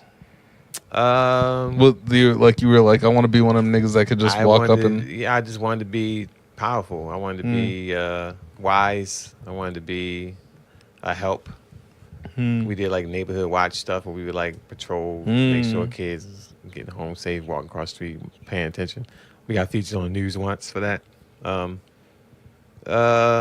What were y'all called? The school was called Way of Water, the Way of Water Kung Fu School, and it was inside a business called Cut to the Chase, which is on the corner of I think it's like Preston and It's a barbershop. Guilford, like, you know, A barbershop called Cut to the Chase. it was Yeah, called, what it was a collectible. It was a collectible shop. So he had like a bunch of like old antiques that he had collected over the years, Chinese artifacts, weapons, odds and ends, old binoculars, old like just a whole bunch of Type of shit you get at just Gremlin weird at. shit. Right, yeah, exactly. That's exactly what it was like. And my brother, who I'm looking for a birthday gift. he is not ready. Yeah. But my homeboy, who was like my best friend, had met him and was hanging out there, you know. Word. And was like, oh, he got this weird shop, Cut to the Chase, but he know kung fu. I think he know kung fu. But every time I ask him directly, he don't tell me. Like, he was playing this shit out. Like, he wasn't just like, oh, I teach kung fu. I need students. He ain't had no students. He just had a collectible shop called Cut to the Chase. But he would do shit with the straight sword. He would throw a dart across the room and it would go right in the target of some shit. Like little weird. Yeah. And then keep talking. Like he was showing you his skill. He was showing you he knows something without, you know. So my homeboy kept pressing him about it until he finally like was like, It's like, fine, I'll take you on as my I'll student. take you on. I'm a 24th generation grandmaster of Northern Kunlun style boxing. My teacher was from this dynasty in China. His lineage follows this way. And he had a real Chinese lineage, but he was black. He was like the first black one in the list because I met his teacher who lived in PG County once, and he took us to his house. He didn't speak no English. And he was like reading our energy, like our chi with like his hand, like, oh, good, Yeah. good, you good. Check. Well, that's when he was practicing all the time. But yeah, it was real. It was a real lineage and everything.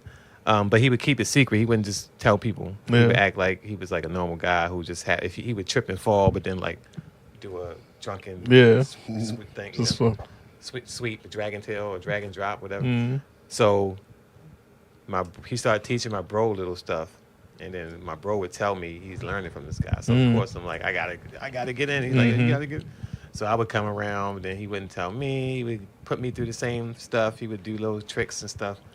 I had to keep coming around, and then he took me on, and then he took on one of my friends. So it was three of us. It was 3 main disciples, and it was only us 3 for like a good 6 months to almost a year.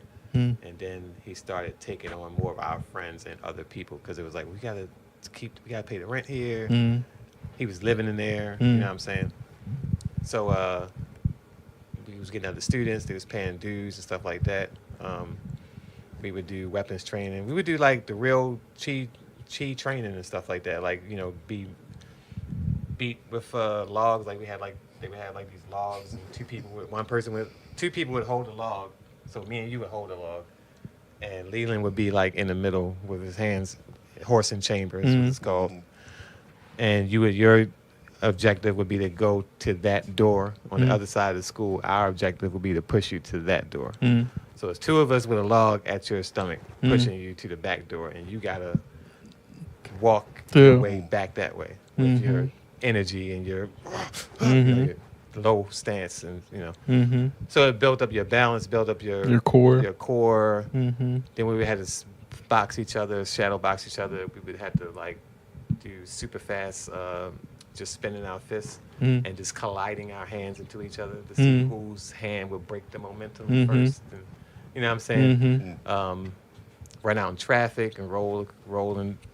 Playing in traffic. Yeah, he would have us like cars would be coming down Guilford Avenue. He'd be like, "Okay, just wait till I give you the signal," and it'd be like they'd be coming, get a little closer, and like now, and we had to iron broom or ninja roll across the street before the cars got to the light. Yo, this sounds like a movie from the 80s. Sounds like a. That's why I was so into it, because it was like real training. I was like, man, this is like we was beating poles and punching water and sound like somebody's mom would have snatched their ass up. Get your ass! I paid how much for this shit? Y'all here playing in traffic. I didn't pay for this. climbing, scaling roofs. He's like, you know, survival. It was like survival stuff, like fighting and survival and weapons. That shit sounds mad interesting. Yeah. So everybody had like a different weapon that was taught to them based on their personality, physiology, personality. So kind of like the Ninja Turtles. So my personality, because of my long arms. Say less. I overstayed. I mean, I ain't had no purple bandana on and nothing, you know. But he taught me crane and mantis styles because of my arms, and bow staff, and the chain whip. So the chain whip, those are my 2 weapons. Chain whip and the bow staff was the 2 weapons I trained. And a saber sword, but that wasn't as much as the bow staff I trained a lot with. The hell is a bow staff? Just a long staff. Long bow. Okay. Like Donatello? Donatello, yeah. Ninja Turtles, I told you. So I had bow staff. I still can do some tricks with it. My best just what happens, friend, we have one right here. Demonstrate, please. My bro, he was doing tiger style, and he was doing had strong hands, straight sword. He had forearms, crazy forearms, and his hands, his wrists was really strong. So he was doing a lot of that. Rip a motherfucker's heart out their chest. I would want to take the class just to find out what's my specialty. Yeah, sit under the sorting hat. Yeah. This one likes sandwiches. Chef style. Chef stir the noodles.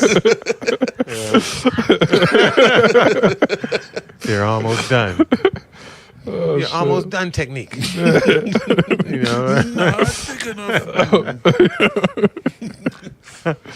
Gravy style. No, but it's more salt.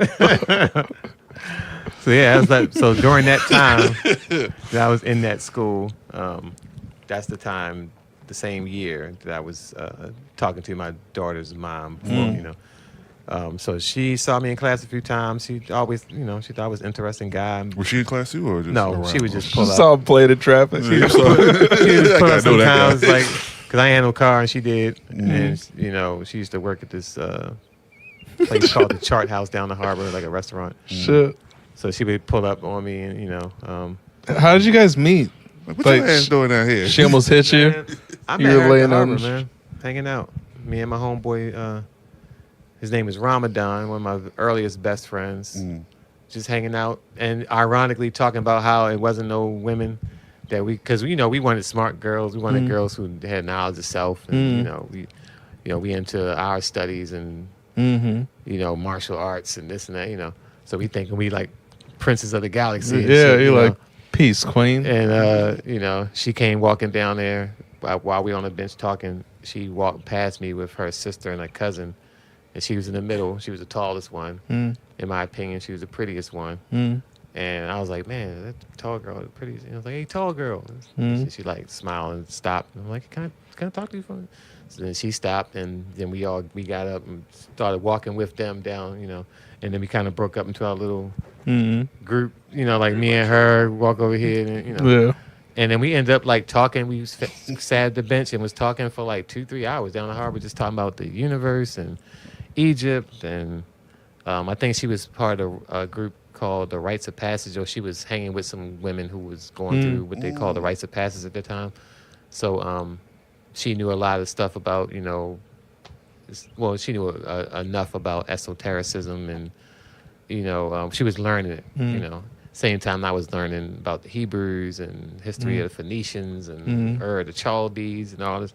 So I'm hitting her with all this stuff. And she's like, wow, you really know a lot, you know. Yeah. He's like, yes. Yeah, like And one day you will will carry my seed. Hey, that's exactly, you know. So yeah, that's how I started with that, and then just talking every day, bringing her to one of the camp lessons to meet my teacher, and you know, yeah, and then had sex. Like first time we had sex, I got her pregnant. The first time. The first time, and she said, "I knew it when." She's like, when it was finished, I knew I was pregnant. Like Sometimes it feels so good. yeah, He's like, "You're definitely pregnant." Yep. That was the one. yeah. So that was in '98, I think. Yeah. So 97, 97, 98. I think that my first daughter was born in '98. So yeah.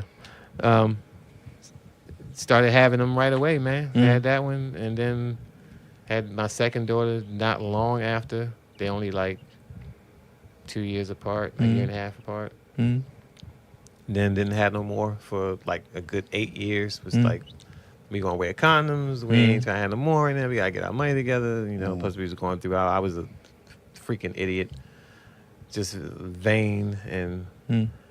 You know, I mean, I would be too. You do karate. You know what I'm saying? Like I'm out here like I can kick your ass, and I got long hair. And Right. I'm good with the ladies, and you know what I mean, I'm funny and I'm artistic, and like you know, so I'm just like all about my charms and you know what.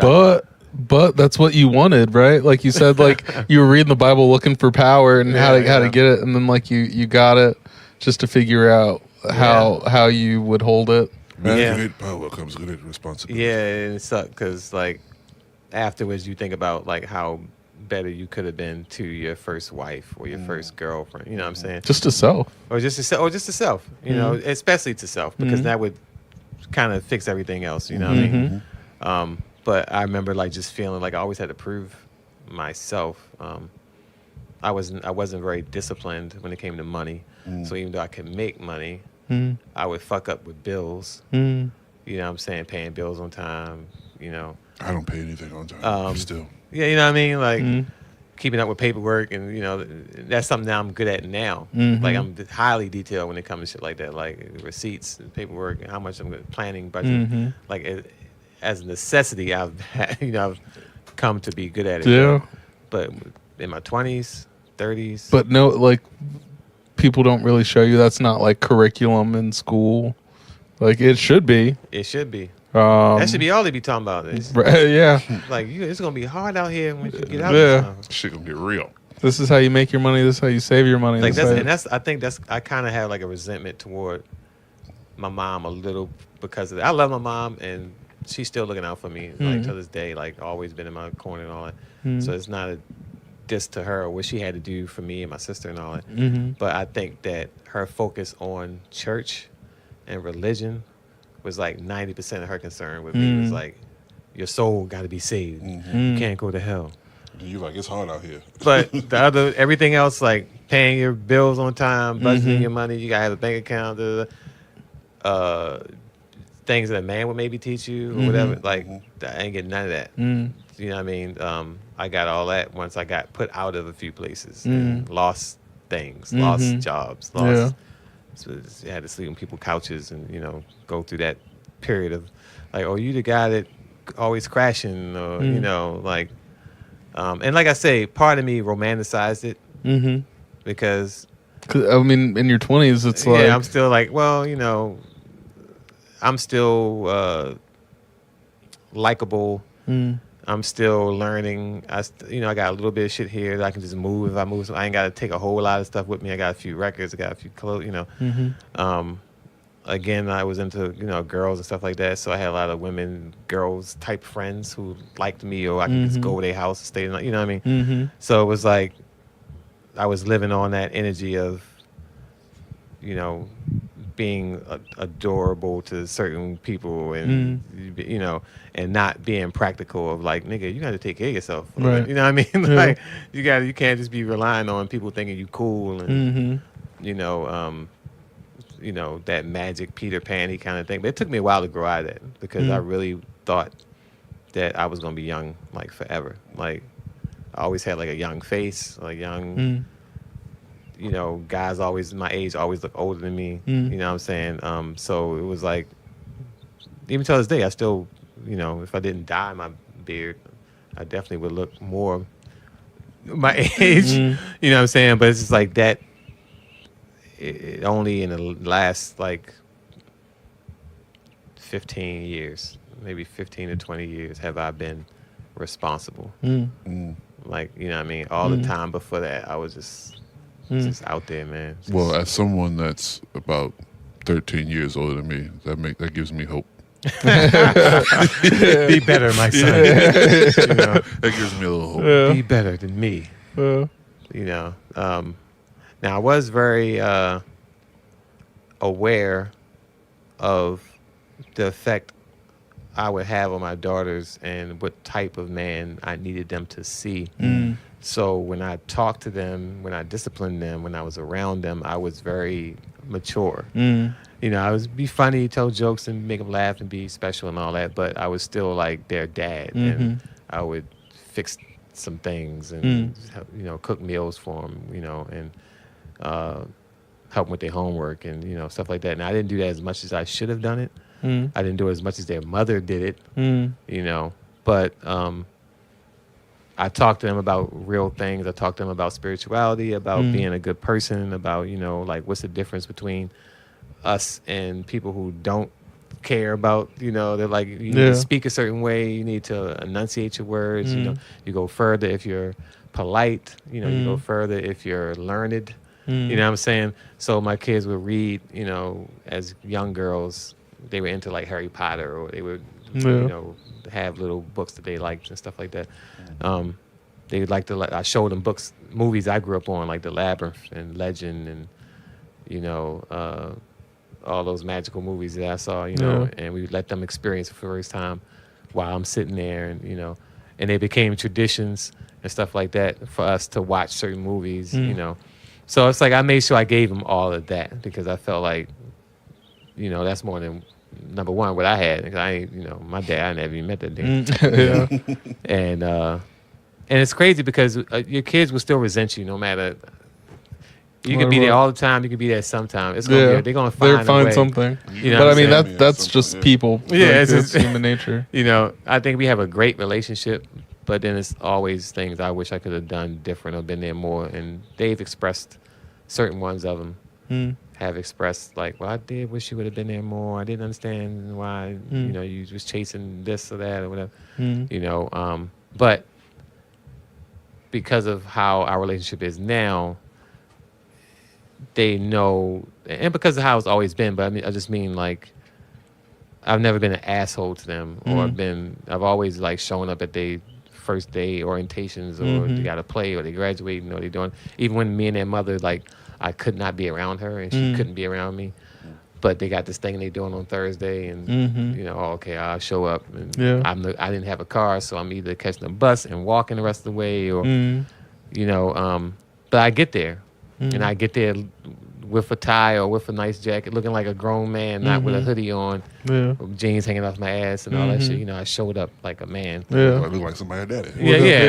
So they always had that, oh, it's my dad, energy whenever, so I maintained that the whole time. I tried to maintain that as much as I could. And that was just from your feelings from your childhood. Yeah. Like you just wanted to. Yeah, I wanted to give them, knowing how important it is for girls, especially, to have a good dad, and knowing what I would have wanted, if I did have, like I said, my dad, my stepdad was around for a couple years, but like I said, he wasn't really like, he wasn't the type that's like, man, let's go take a ride with me, son, go get this stuff, and then while we're in the car, he'd talk to me, it wasn't none of that, like,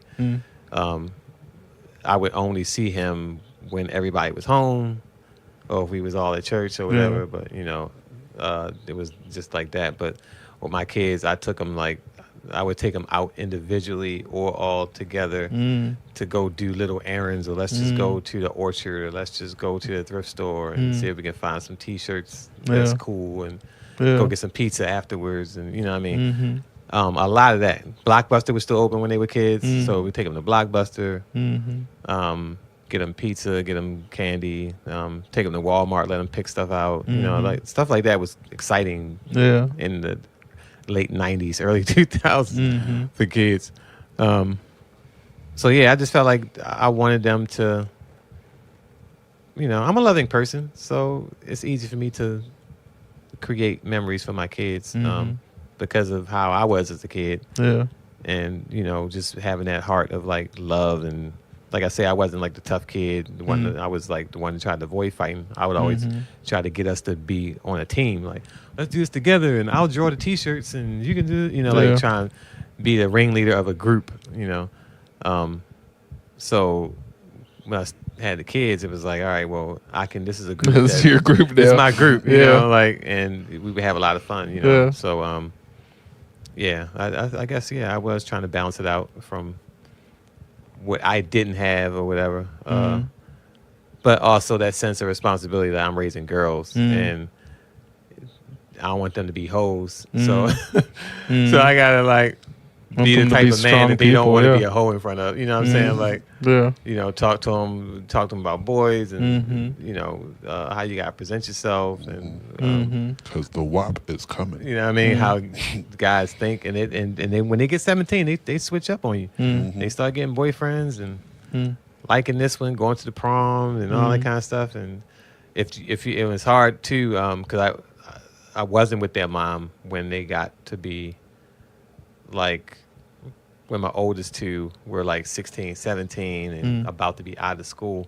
Me and their mom had already been separated for a while, even though we still were, cordial, but not together. So I wasn't in the house every night. Like, who was that on the phone? Or who was that you talking? Yeah. So they would she would be working, their mother would be working, doing whatever she had to do.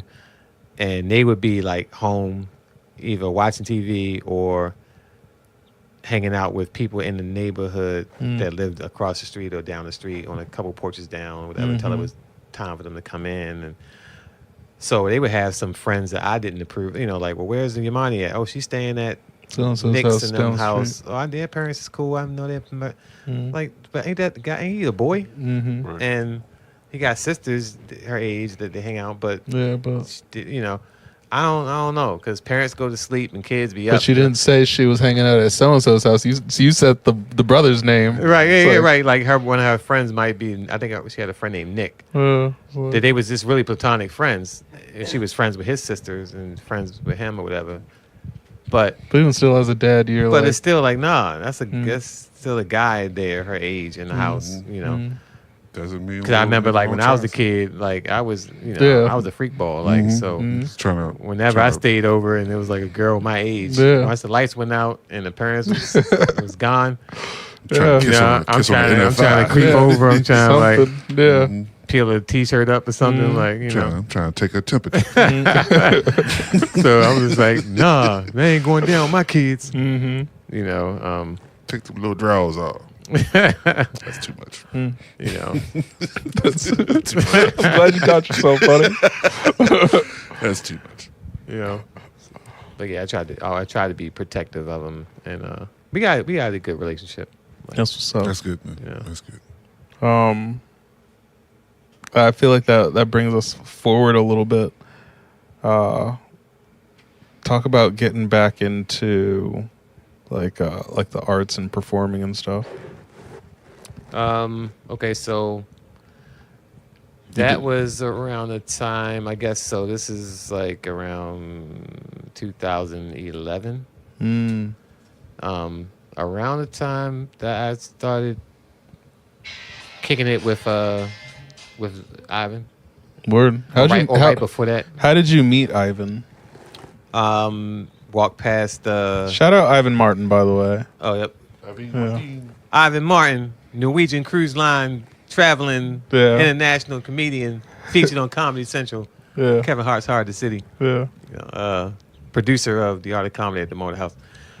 So I was walking past The Art of Comedy, open mic, but it was when they had it at the PAC on Marlbury Street. Yeah. That was And great place. I was just walking by there. I think I was coming from a girl house that lived on Madison or somebody I knew down there or whatever. And looked in there and I saw people laughing. Like, that always catch my attention because I've always loved comedy, you know. And I had done it a couple times before, but not really regularly. And I saw that people laugh, and somebody back to the window talking. Like, I said, oh, shit, they got a comedy spot here, you know. So I took the number down. I didn't go in that night. I went home and I called like the next day and they was like, oh, that's a open mic that's put on by Ivan Martin. He doesn't work here. It's, it's the gallery, but I got his number, So she gave me his number and I called and was like, hey, I'm, at that time I think my name was still, might have been. You were still Aloe? I think I was still calling myself something else or whatever. Or I wasn't Mrs. Yellowshade yet. But I was like, hey, but it started around that time, but it wasn't yet. Word. And I was like, hey, I've done stand up, I've done my goobies, I was in like a competition with like 14 people. I came in like second.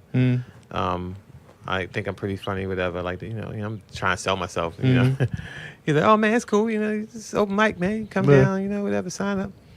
So went the next Wednesday, I think, the next week, and signed up. Did a few minutes, did okay, got some laughs. Met people as I met. I think Garrett was one of the first people I met. Mark Joyner. Sorry. Elizabeth Norman.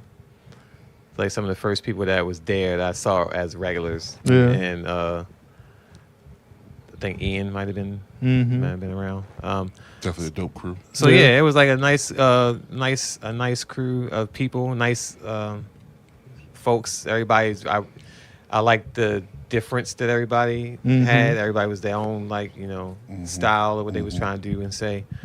They were also hitting up Sidebar at the time and all that, so I started going to Sidebar and seeing. I didn't really get a lot of Sidebar years like some of you guys did. I came in like right as it was phasing out. I missed that time, man. But but I did see it while it was open and I did perform there a couple times. So that's how I met Ivan. And during that same time was when I was doing the independent films the college films, and I knew a guy. Well, I still know him now, but his name Brian Grasshopper. He runs the Black Genius Art Show, and that's a gallery on Utah Street. He works with Artscape and Afram every That name year. sounds he gets familiar. grants to do a lot of art stuff, collabs with other artists, stuff like that. Is he still there?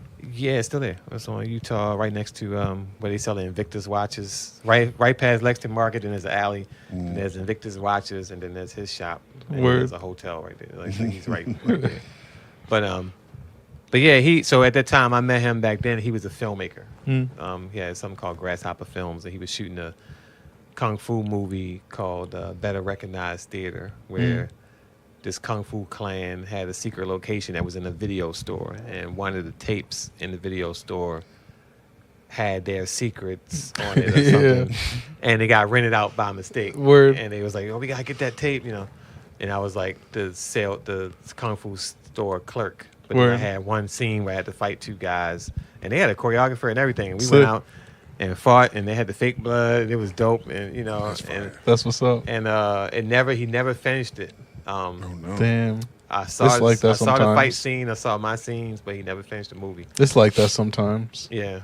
Yeah. And but we started kicking it after that. Whenever he did have some type of project that he needed me on, or he asked me, "You want to do?" I would do it. We did a couple little quick shorts together. I still got some scenes from some of the shorts we did together.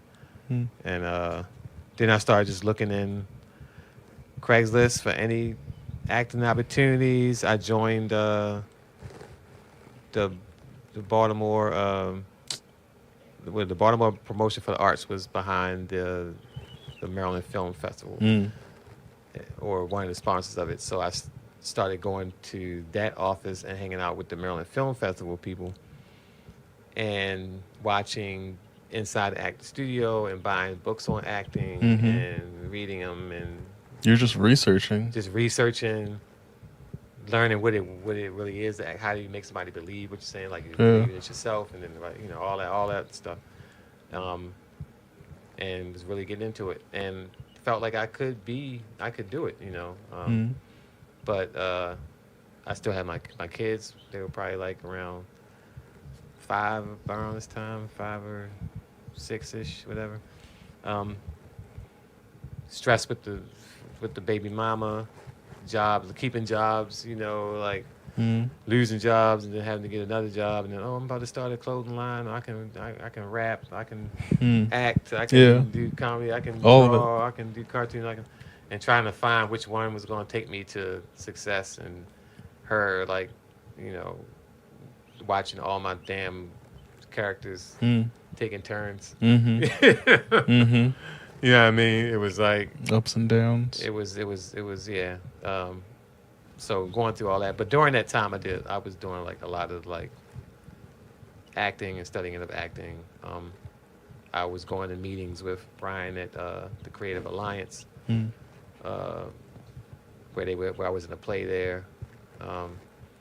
Actually, me and my baby mother was in the play there. That's not where we met. We had already been together by then. But she acts as well? Yeah, I got her to get... No, it's not really. But I got her to do it. I was like, well, they need somebody to do this part. You ain't got to say a lot. Just got to... Word. And she was like, oh, okay. And to me, I thought it would be a bonding experience as well as something, fun to do. That's cool. So we did that together. But, then Brian got into painting. From this filmmaking, he started painting like little cartoon characters. He said he wanted to do a show with 50 pieces in it. And he was working on those 50 pieces. He had a bunch of small to large canvases all over his apartment. And he was painting a little bit on this one. And then he'll start that one. Then he'll prime this one. Then he'll outline that one. Then he'll fill in on this one. So he got 50 of them. Sure. And then he did a show with those 50 pieces. And then he started printing them on shirts and started doing the hoodies. And then it became a clothing line. And then other artists started going. And then I think it's been several years now. But he's gotten grants and, Sick. And it's always cool like to see that shit like from the beginning to like where it ends up at. It's like, damn, like you really can do like what y'all doing now, what anybody's doing and they consistent with. It's like this is always dope to see how far it can go. Yeah. Just Yeah. something happen for yourself. one foot after the And other. then you got them old friends that you be like, yo, you remember the stages they went through. You know what I'm saying? You can say I was there for the inception. Yeah. You know. I mean, just to be able to, I remember PAC. Yeah. Like, Yep. like, crazy. PAC was dope. And I remember that when they had the, one of the nights, it was so rotten in there because it was like a water Oh yeah. leak or something. It was all this like funky water. No, it wasn't there. It was the entire next to it. city. It was all of like, but it wasn't just the city. Yeah. It was from Glen Burnie all the way. Cause I remember that day. Yeah. It was They like had the incense burning and they was Yeah. like, we're gonna try to still have the show. It was like bad. Like yeah, it was all of like Baltimore. That was fucking nuts. yeah. I'll never forget. Yeah, but we used to record. So earlier I was mentioning my brother, but he was like my buddy, closest friend at the time. But he had a Ronin camera rig, so he would come to the pack and record for free. Just record the show, record. I remember seeing comedians, him. Record us standing outside talking, and a lot of that stuff is still on YouTube. Actually, I would be like, I still be using clips from some of that stuff. I said, man, see, we've been holding it down, man. Like I've been holding it down. Like I've always been that kind of guy, like the team group guy. So if I see a group or a team I want to be a part of, I'm always like, I'll carry chairs, I'll carry speakers. I'm not like, I can't do this, man. I'm not like that. I like, I'll do the work. Yeah. You know what I'm saying? Yeah. Yeah, man. I love it. What's next? What is next? You're doing stand up. Yep. Got a show on the 20th. Stand up is I'm very like a spiritual. I don't come off that way all the time. I'm not always speaking of spiritual things, but I am a very spiritual person, and the things that I do to make money or that I think will fulfill me as a career, I go through stages of I don't care about anything but this thing I'm trying to do, like stand up, which is why I left and went to Georgia for 3 years to Atlanta. And was like, I'm just gonna, pump it down there, whatever. Dude, pause. But I'm just gonna push the comedy, you know what I'm saying, and try to make the connections because I hear this is where like most of the It's going and down. I met people. I met Chris Tucker. I met like a lot of different comedians. Worked with him down there. As far as like the same night they did time, I did time. And Yeah. I was able to compare how the audience reacted. And all, It's happening there. Yeah, you know what I mean. So it was cool. Movie There's also a industry lot was of- down there. I Yeah. don't know if I think I heard they're moving because tax credits, but Yeah, like, the movie. A lot of the people that I met there that have since left are still thriving in their businesses. One guy I know went to California, and he been named Devin, and he been killing it. Ever since he left Atlanta with his independent film thing. I think he shoots a lot of commercials for like major department stores and stuff Word. like that. But he getting money out there, and yeah, that was a good move. But like I was saying, I'm always been.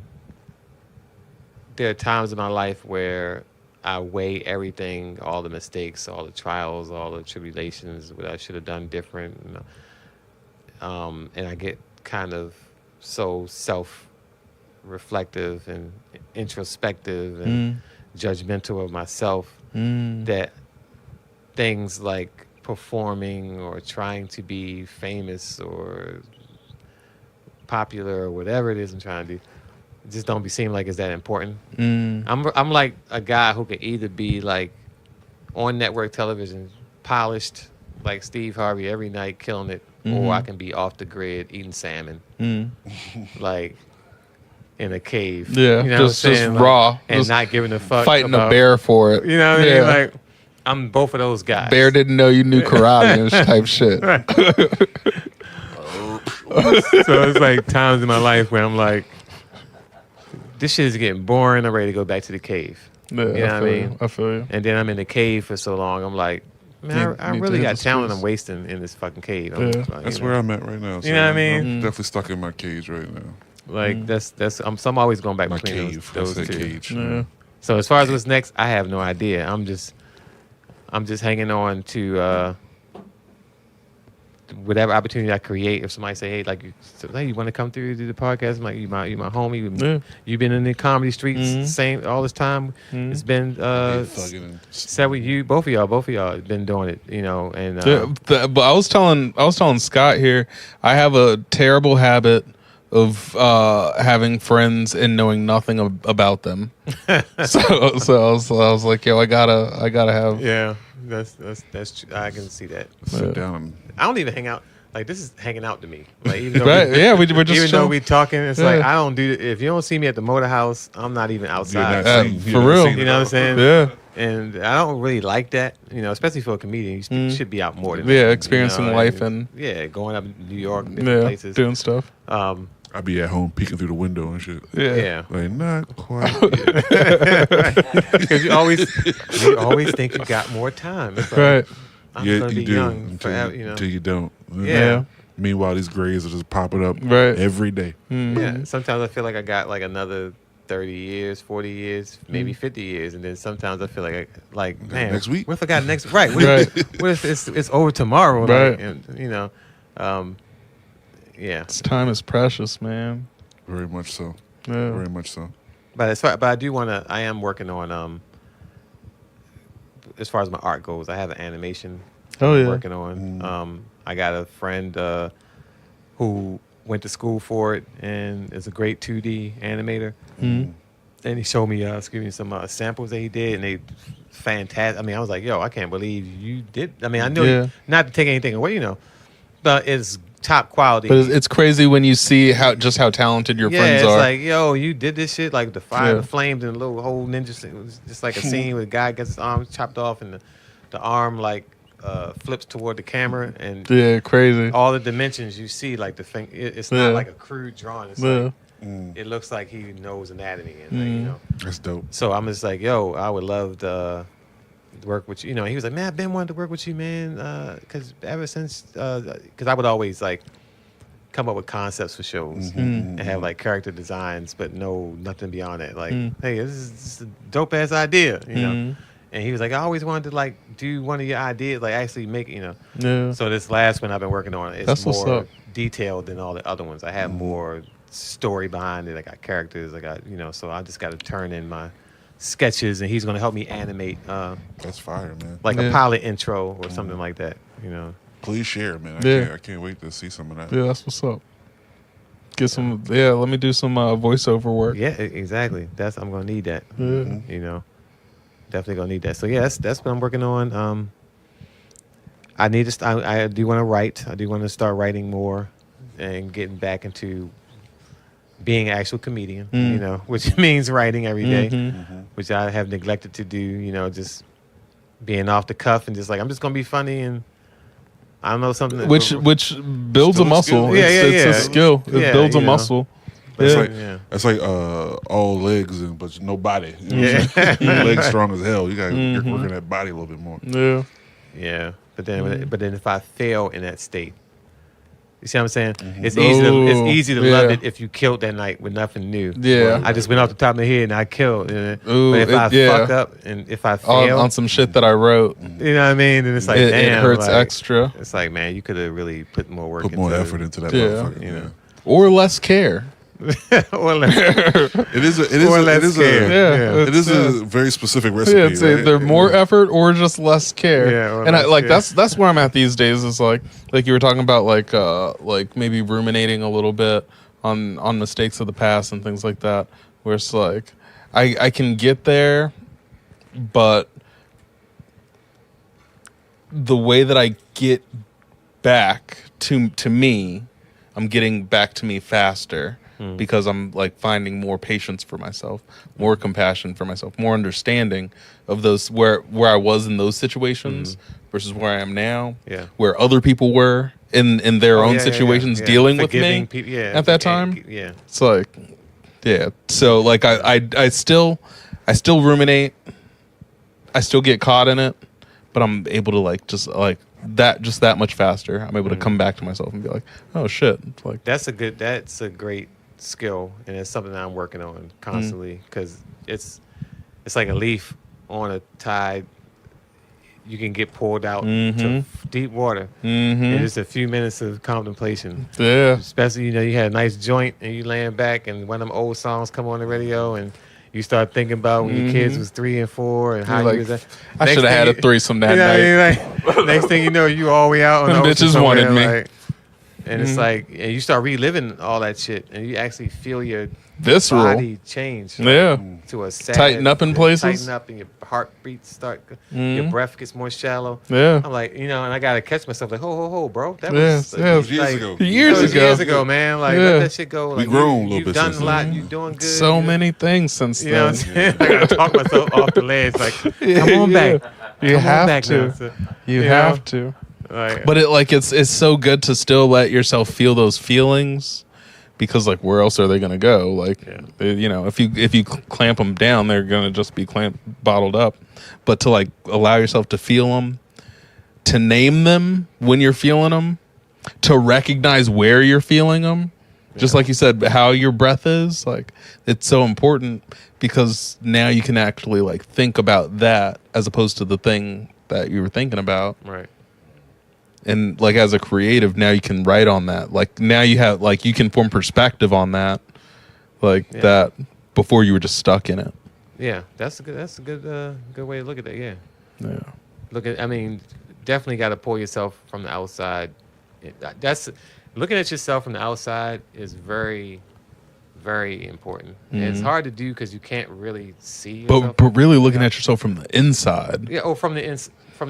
Yeah. You know what I mean? Like it's really looking at yourself. Yeah. And just being self-aware. And it's like, and then there's being self-aware is like peeling layers off a fucking onion. Like no matter how self-aware you think you are, there's more detail. There's more shit in there that you just learn. It's self-aware, but it's a level of self-love that you have to have for yourself. Well, you got to give a fucking order. Because you could be aware as fuck, but just get stuck there. Yeah. Just like that, like. Because we know some comedians who they always just sad and always like, I'm still here, guys. It's like, man, you too aware. Like, like I love you, but just jump already. If it's that, like, damn. You know what I'm saying? Yeah. Like, how many more days? It's 2018. You still you was posting this kind of shit. It's 2025.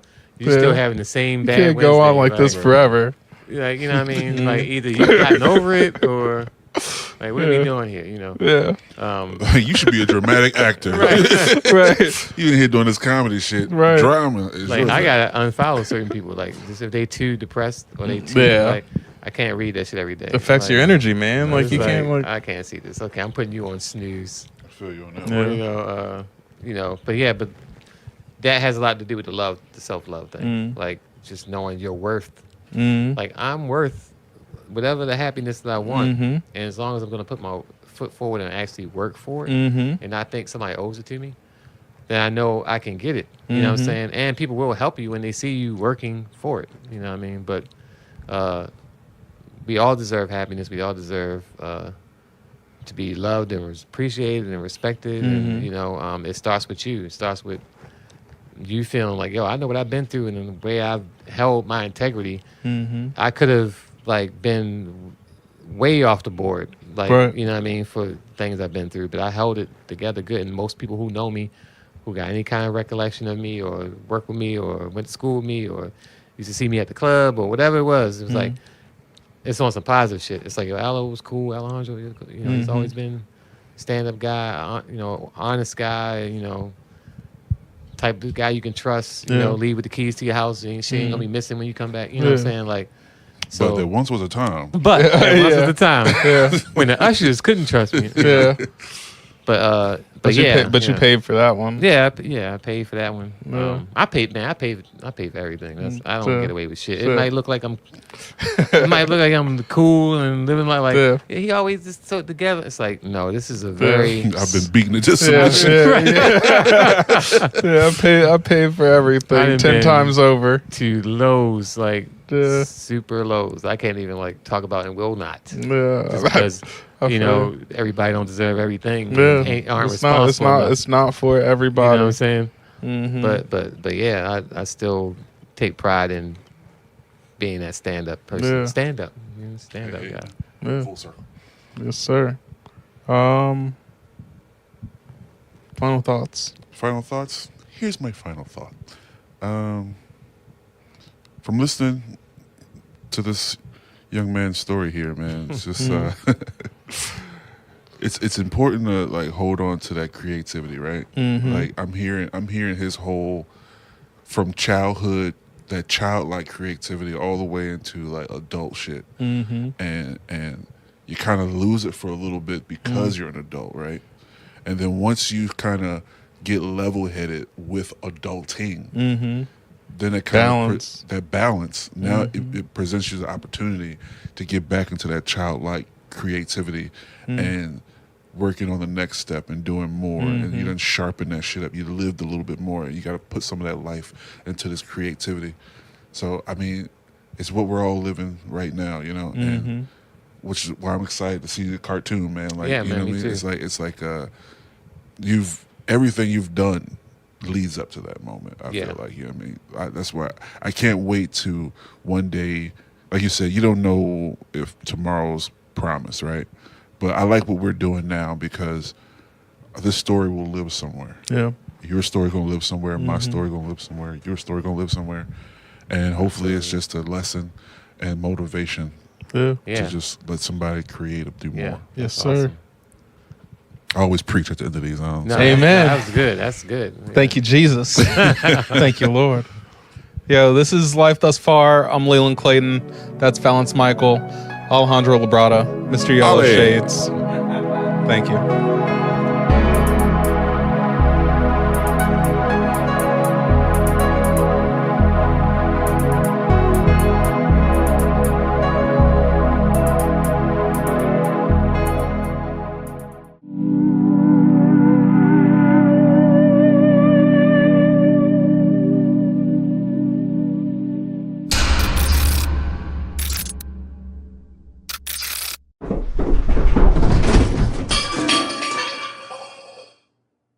Sludge